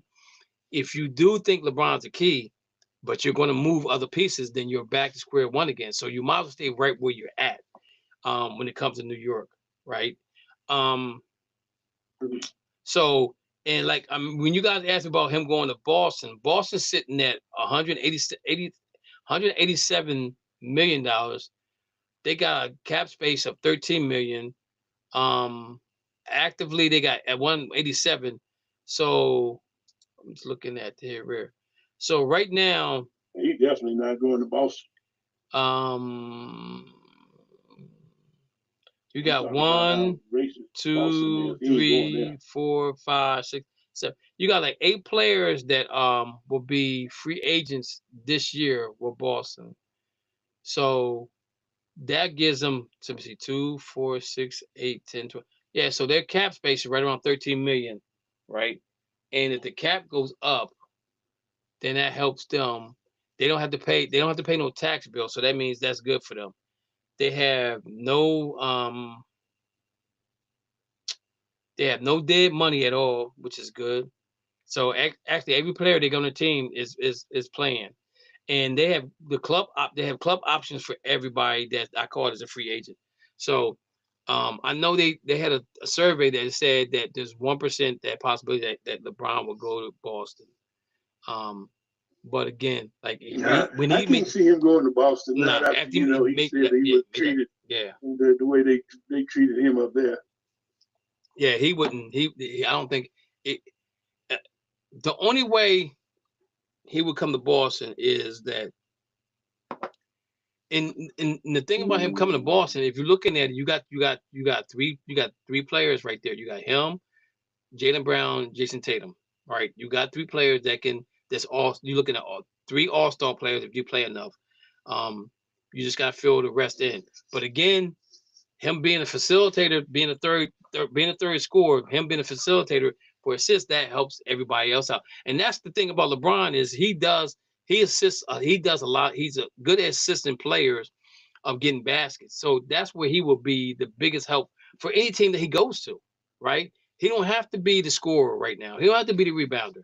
Unless they say, hey, tonight we need you to go out there and we need you to rebound. We need you to be the leading scorer tonight. And he'll say, okay, I can go out and do it because you got 2 other players that they got to watch. So he can do a lot of one-on-one with players, things that nature to get him to where they need to get him to. So, but Boston, I don't see him going to Boston. But again, that's the whole key is how much is he willing to sacrifice? Even if he stays in LA, They're not gonna give him 50 million. You know what I'm saying? What did they? And the thing about it is, they can go to him and say, LeBron, look here. And the reason why I'm saying that his best case scenario to stay in LA is this right here. You go to LeBron, like, look, man, we want you to retire here, do your swan song here, right? But we need you to take a pay cut. Okay, and if you take a pay cut, these are the players that we're looking to bring in. So don't you sign a contract yet. Let us get these players first. Once we get these players on board, then you come back and you sign this contract for $25 to $30 million for the next 2 years, like 60 million, anywhere from 50 to $60 million for 2 years. Not a 50, we can't do 50 again. We got to do less. We got to do 25, 30 maybe. But let's get these players first. And once we get these players first, then you go ahead and sign this contract, and then we're good. Now we're building them around you, Luka, the little shooting guard they got there, and then you got some veterans to come in. I mean, Kyrie is an option. That's even an option. You know what I'm saying? So to me, the best scenario is him to stay there because they can sit there and say, look, man, this is what we're gonna do. But if we don't do this by this time frame, then you go where you want to go and get what you want to get, and we're cool with it because we tried to get these players, they just didn't want to come there. But if you listen to it on ESPN, LA was one of the top 5 cities that nobody wanted to go play at. Memphis was number one. I don't know why Memphis was number one, but Memphis was number one. But LA was like number 5. Nobody wanted to go play in LA. I have no idea because I'm like, look, the weather's nice all year round. You got beaches, you got the whole night, you got everything out there that you want to have. You know what I'm saying? But why would you want to go to LA? Like that's like not want to go to Miami. You know what I'm saying? So again, Curry, I get it, and I think that would be the smartest way for LA to go about negotiating a contract with LeBron. I think that's the best place for him right now, if he were to stay there. So in NFL news, we still got some guys out here that's free agents that ain't been signed by nobody. Yeah. What is going on? What is happening in the NFL? So I'm gonna ask Mo, I'm gonna ask you, Curry, pull it up here. NFL, I'm gonna go standings. In the AFC, who do you think could be the sneaky team to make the playoffs that didn't make the playoffs this year in the AFC? You said a team that didn't make the playoffs that could sneak in there this year? Yep, a sneaky good team in the AFC. Let's see.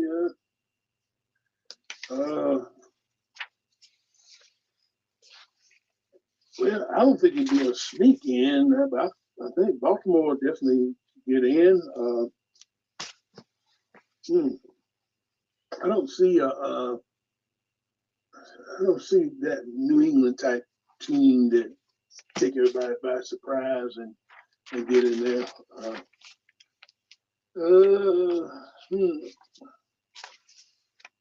Maybe the Colts, because they kind of surprised everybody last year, even though they didn't make it in there. Well, I think their quarterback got hurt. I say either the Colts or probably. Okay, curious as the Colts. Lou, who you think could be a sneaky good team get in the playoffs?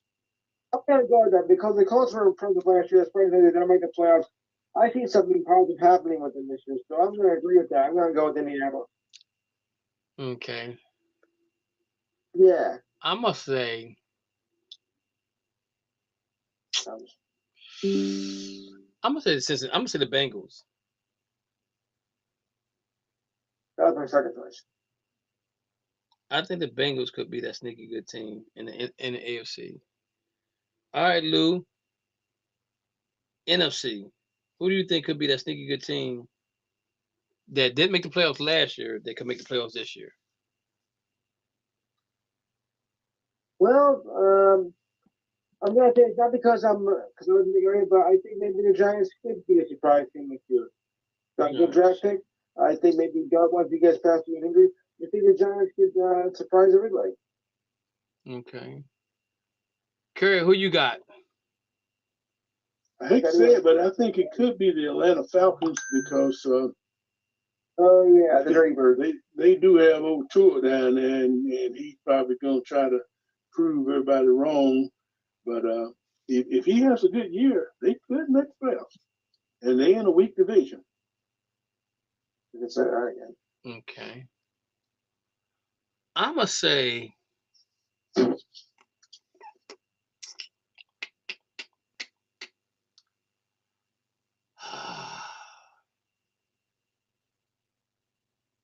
Curry. Oh my God, you picked the Falcons. I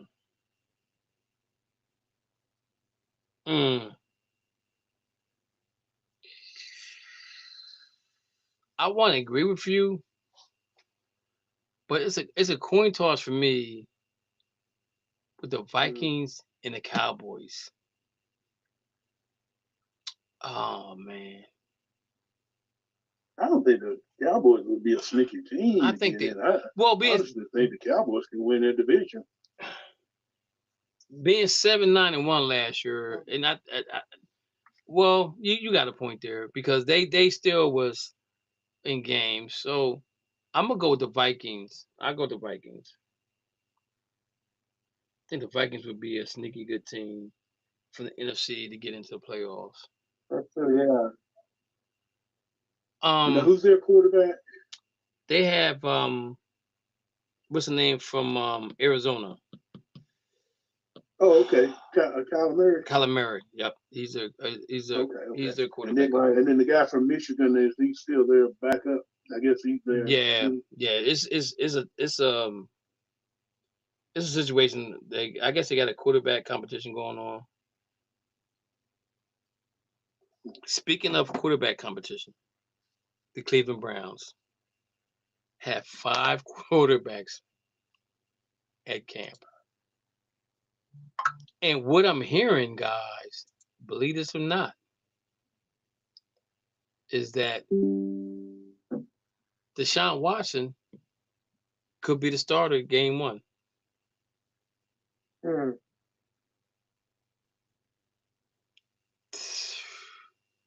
Yeah, I've heard that too. Yeah. And see, I'm gonna say this though. I think so. This is what this is the starting lineup for the Cleveland Browns. If they would start the season right now, Deshaun Watson, Junkins, Jury, Casey Concepcion, Denzel Boston, Harold Fannin Jr., Michael Barton, fullback, Spencer Faneuil, Zion Johnson, Elton Jenkins, Tavon Jenkins, Tyson Howard are the offensive team. And I'm gonna say this, I think that if like I'm gonna use Baker Mayfield for example. When Baker Mayfield was at Cleveland, he was making commercials, had the keys to the stadium, the no 9 yards, right? And then he had a good rookie season. Then he stumbled at that, but injuries had a part to play. And I started believing in Baker at one point in time. I really started believing in him. I felt like Baker could have been, if they took their time with Baker, I think Baker could still be the quarterback at Cleveland, but they didn't give him time. And they went all in on Deshaun Watson. Once they went in on Deshaun Watson, Baker got cut, went to Carolina. Was that Carolina? Said the Carolina Panthers, yo, can you cut me, please? I just, it's not working out for me. He goes to the Rams. He plays in two or three games that season for the Rams. And he gets mojo back. He goes to Tampa, and now he's at Tampa balling out, right? And I think that sometimes you need to be knocked down 2 or 3 pegs to understand the game's bigger than you and that you need to be humble. Right. And I think that Deshaun Watson might be at that stage of his life where he's humbled himself to the point like, yo, the games can be taken from me, especially after I had 2 Achilles tears, right? This game can be taken from me any day, time, or whatever. Even though my money's guaranteed, I want to show everybody that I can be the quarterback the Cleveland Browns wanted me to be. It may not be when they wanted me to be that quarterback, but now I'm gonna show them that I can be that quarterback now. You know what I'm saying? And so, and with Shador, I don't get it. Why he got? I didn't. Yeah. Was he arrogant? Yeah, he was. But to the point where he had to be drafted when he was drafted at, I disagree with that. I disagree with that. Because I think Curry and Lou, that I think that I think that the GM and the head coach should be on the same accords when it comes to drafting your quarterback. Any other position, you can go off and you can justify why you did what you did. But when it comes to quarterback, you both have to agree on who you want as a quarterback. So Stefanski wanted Gabriel, the GM wanted Shador, right? Gabriel didn't look that good in the games as he did in college, and Shador didn't look that good, right? So now that left the door open for Deshaun Watson to be that guy. I think that one of the two, Shador or Gabriel, will probably end up getting traded in the near future if Deshaun Watson is the one that's taking over as a head quarterback. Now, again, we're looking at OTAs where you ain't got nobody rushing you, you got nobody breathing on your back. That's a whole different story when you got 11 guys against you. You're looking at 11 guys, and you're looking at the defense end is chopping his lips. He's got foam running from his mouth, talking about, I'm coming to eat you up, and when I get to you, your kids ain't gonna know who you are no more because I'm gonna come get you. Type of atmosphere that makes the game a little different. It makes the game a little different, just a little different. You know what I'm saying? Mm-hmm. So, as a Browns fan, I'm okay with that. I'm okay with Deshaun Watson because I think Deshaun Watson needs he needs to have a fair deal, because I think if he would have played the first year he got there, we wouldn't be having this conversation right now, because I think that he was set up to have, he had a Pro Bowl running back, Pro Bowl offensive line, Pro Bowl tight end, a couple Pro Bowl wide receivers. But when they made him sit out those 8 games, I think he lost his mojo at that point in time. So again, I get what Cleveland's doing. Do I agree with it? No, because you should go ahead and get rid of Dillon Gabriel. Why are you keeping him around? Are you doing it in spite of Stefanski, because that's who Stefanski wanted? Because the rumor is that if they trade him, he's going to go to Atlanta, right?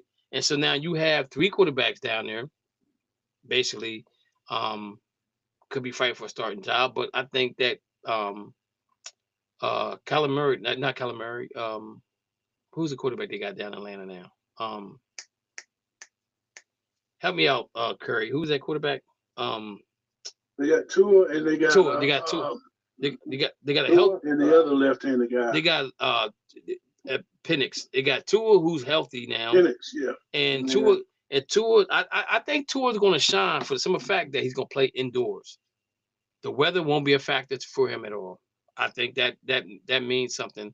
But see, the thing about it is, what a lot of people don't understand when it comes to come back to the quarterbacks. I don't know that weather's going to play as much factor with Tua. I mean, Tua played a lot of games down in Miami. The weather was beautiful down there, except the games that he played on the road. So he's not going to get any more better weather than he played in. But let me. I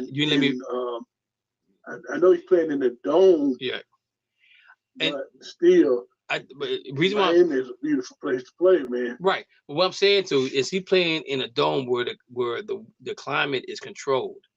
And if you really think about this, if you really think about college quarterbacks, after November, where are they playing football games at? All the playoff games are in warm weather climate. Nobody's playing in the cold weather. They're all playing. If you're playing for a playoff game or you're playing for a national championship game, that game's indoors, or there's somewhere the weather is beautiful, right? So they never ever get an opportunity to play within the climate of the weather, not to play in the snow, not to play in the rain. You know what I'm saying? And when you never did that before, you get a different feel for how to play the game.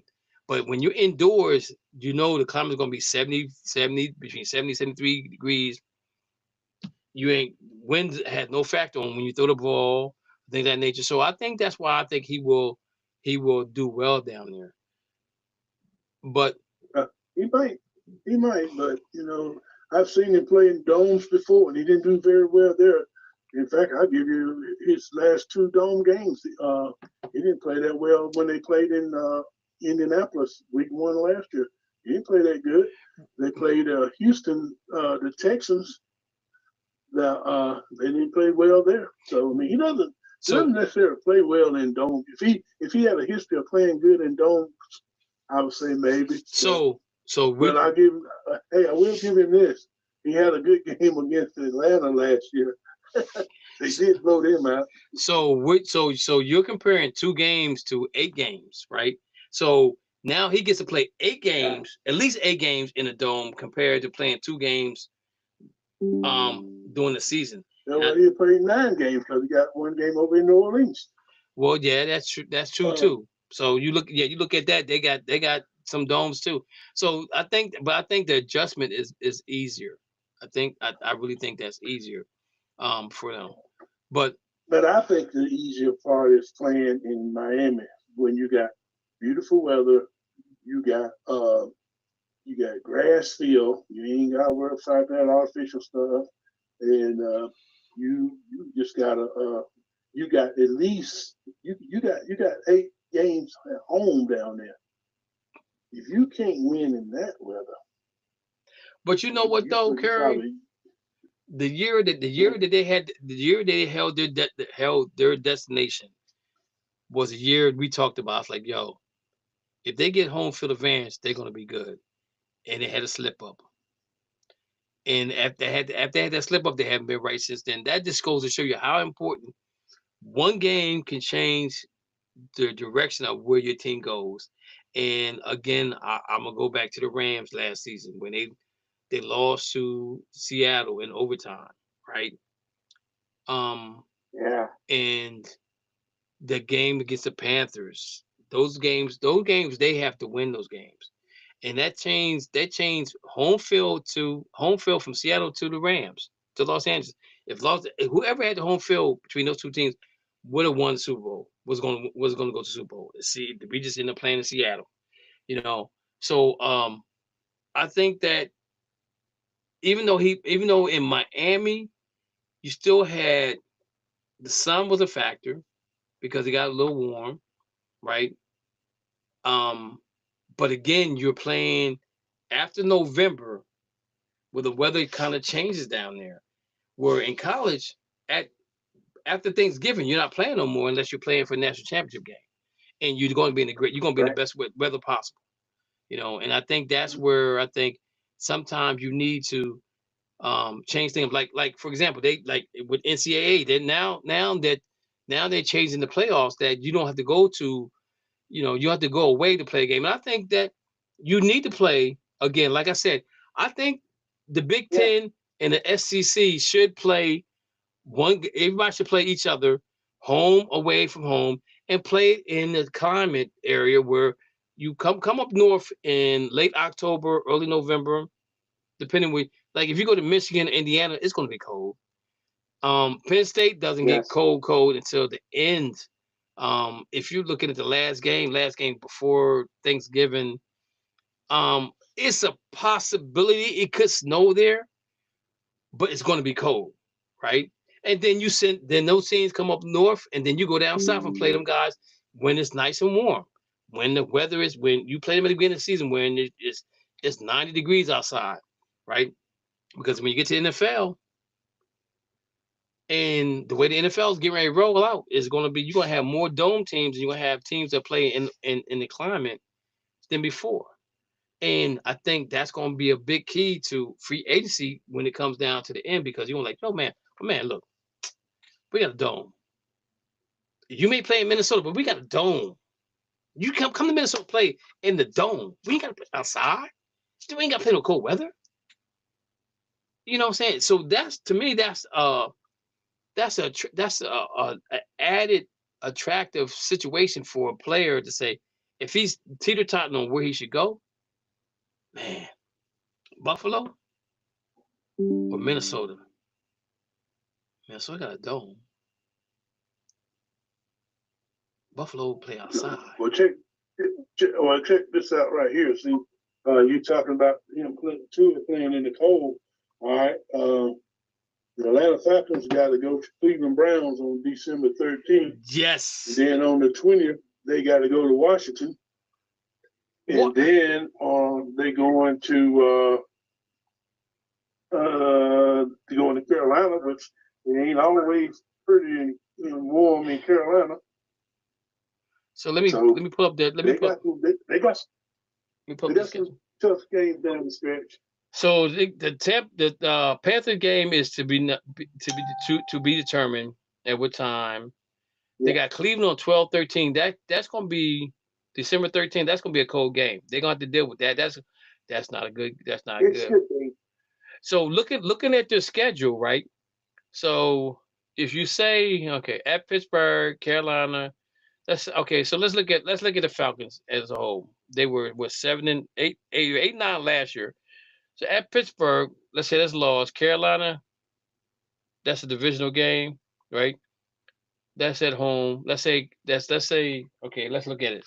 So Atlanta, win or loss. So first game at Pittsburgh, let's say it's a loss. The Carolina Panthers, that's a win. At Green Bay, that should be a loss. At the Saints, should be a win. Baltimore at home, might be a loss. Versus the Bears, that could be a loss. The 49ers could be a loss. At Tampa, I'm gonna give that a win. Bengals at home, let's get that a win. The Chiefs, a loss. At the Vikings, let's say a loss. The Lions at home, a loss. That could be a loss, yeah. At Cleveland, because of the weather, let's get a loss. Washington, shit. That's a 1:00 game too. I'm gonna get that a win. Buccaneers, that could be a loss. The Saints should be a win. At the Carolinas, so I got 7. Let me see, 5, 6, 7, 7 and 10, and they were 8-9 last year. I think that give or take. So let's say give or take 2 games. So that's 9. So they could be 9 and 8. They could be 9 and 8 instead of 8-9 this year. So those 2 games, them 2 games in the weather is going to determine what happens with Atlanta, because it's going to be cold at 12-13. That's a cold game. The Washington game is not going to be that bad. But see, Curry, that's where, like, when it comes to the Rams, that's how I determine if the league wants them to, make the playoffs or have a home field advantage, whatever. So I'm looking at, so they play, their schedule is tough. They got the 49ers first week. They play the Giants at home. They go the road to Denver. Then they go on the road to Eagles. I think they get the Eagles this time around. They got Buffalo next. So you got 3 teams that was in the playoffs, right? Then they got the Cardinals, should be a win. Then they go to Raiders, that should be a win. The Chargers, I don't know about that one. Then they go to the Commanders on 11-8, should be a win. Cardinals 11-15 should be a win. They got the Packers at home, that's Christmas Day. No, that's Thanksgiving Day. Thanksgiving 25th. That's Thanksgiving Day, right? When Thanksgiving 25th, right? 11/25. Yes. Well, no, not necessarily. It's on the 4th Thursday. Okay, so 11/25 they play the Packers at home, but the Packers they haven't beat the Packers yet, so I think they're due. Then on 12/3 they got Kansas City. That should be a good game. Then they got the 49ers go to 49ers. They got the Cowboys at home. Then they play at Seattle, at Tampa, and they play Seattle. So looking at the end of the schedule, see, they don't play no teams in cold weather. So whenever they do that, I look at this guy like, okay, maybe there's gonna be opportunity for them to make a little noise here.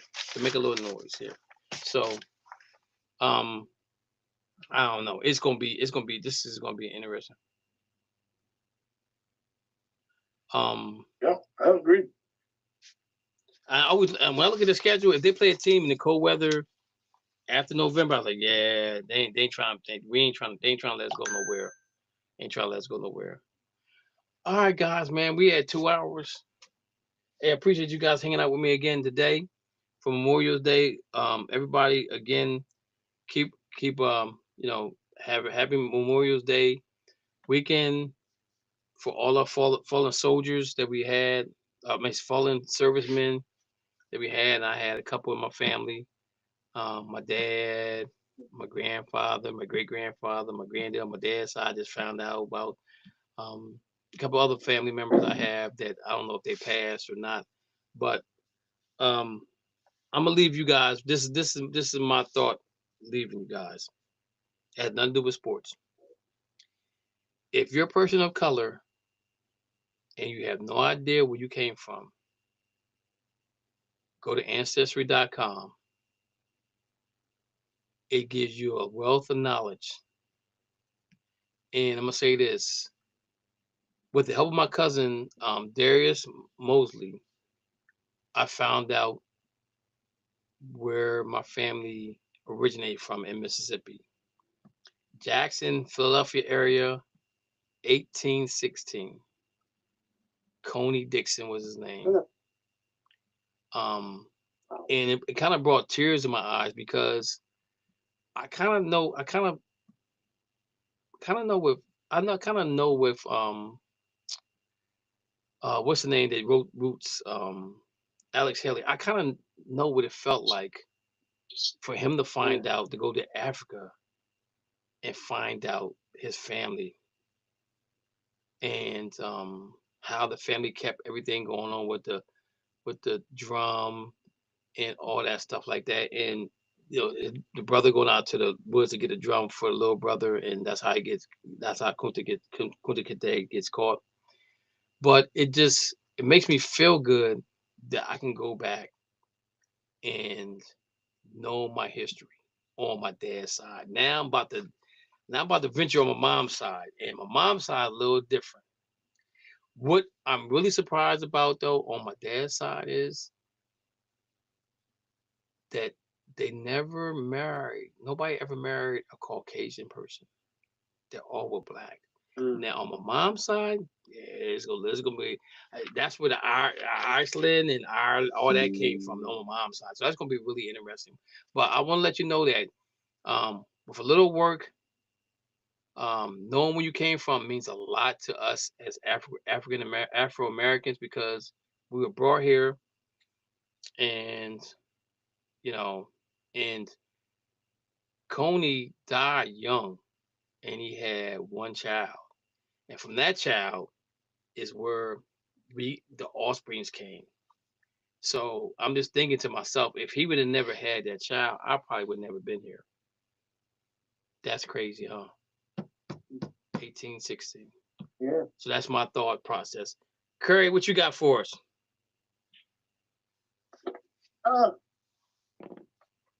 This has nothing to do with sports either, but and thank everybody for their contributions and the people that served in the military. I didn't serve in the military, but I always tell people they didn't call me, and I didn't call them, so I didn't really have to worry about it. But I didn't serve, but I'm grateful for everybody that did serve. So often that we think about Memorial Day, we always think about soldiers, and if we've been led to think that that's what the memorial is, and it does play a big part. But one of the first Memorial Days was back in it was the 1800s, when there were slaves that had been, some of them they died, some of them had died from violence where they were beaten, and some of them were died when they just wasn't fed well, so they died of malnutrition. And then there were some that died that had certain types of diseases. Well, they were buried in a mass grave, and I'll make the story short as possible. You guys can go and read up on it or whatever. But they were buried in mass graves. But then over time, some of the and stripped of their identities too. But there was some slaves that went in and dug them up and gave them proper burials and placed name tags on them and everything so that they could have that proper burial. And a lot of that, if it hadn't been for that, and there still are some that's, that was covered up by fields and maybe houses on top of the graves or whatever. But that was one of the first Memorial Days but we don't get to know a lot about that. So, but we do think about the military side of it, and like I say, I am grateful for that. But when I think of the Memorial Day, that's the first thing that comes to my mind. And again, I am grateful for all that the military people done. All right, Lou, what you got for us? Yes, just remember that, as you celebrate, remember why we celebrate this holiday. Remember our fallen heroes. So that's the important part. And on a brighter note, all I can say is, go New York, go New York, go. Orange, what did he say? Orange and blue skies, baby. Orange and blue skies. New York, go ahead. Right. Orange and blue skies. All right, guys, man. I appreciate y'all hanging out with me today. Even though it was a holiday weekend, we did. So let's go ahead and get on out of here. Enjoy the rest of your holiday. Right. I will try to do the same. Thank you for listening to the Just Us Sports Talk Show. You have been entertained in the sports world by K Diggs from Harrisburg, Pennsylvania, the small city with a large heart, Dana the Hair Clark from St. Petersburg, Florida, and Murray E. Baskerville from Gotta Be More Careful, Baltimore, Maryland. Remember, we throw stones and we do live in glass houses. Big time players make big time plays and big time games. Stay ready to be ready. You have been listening to an In the Zone Sports Talk Radio production.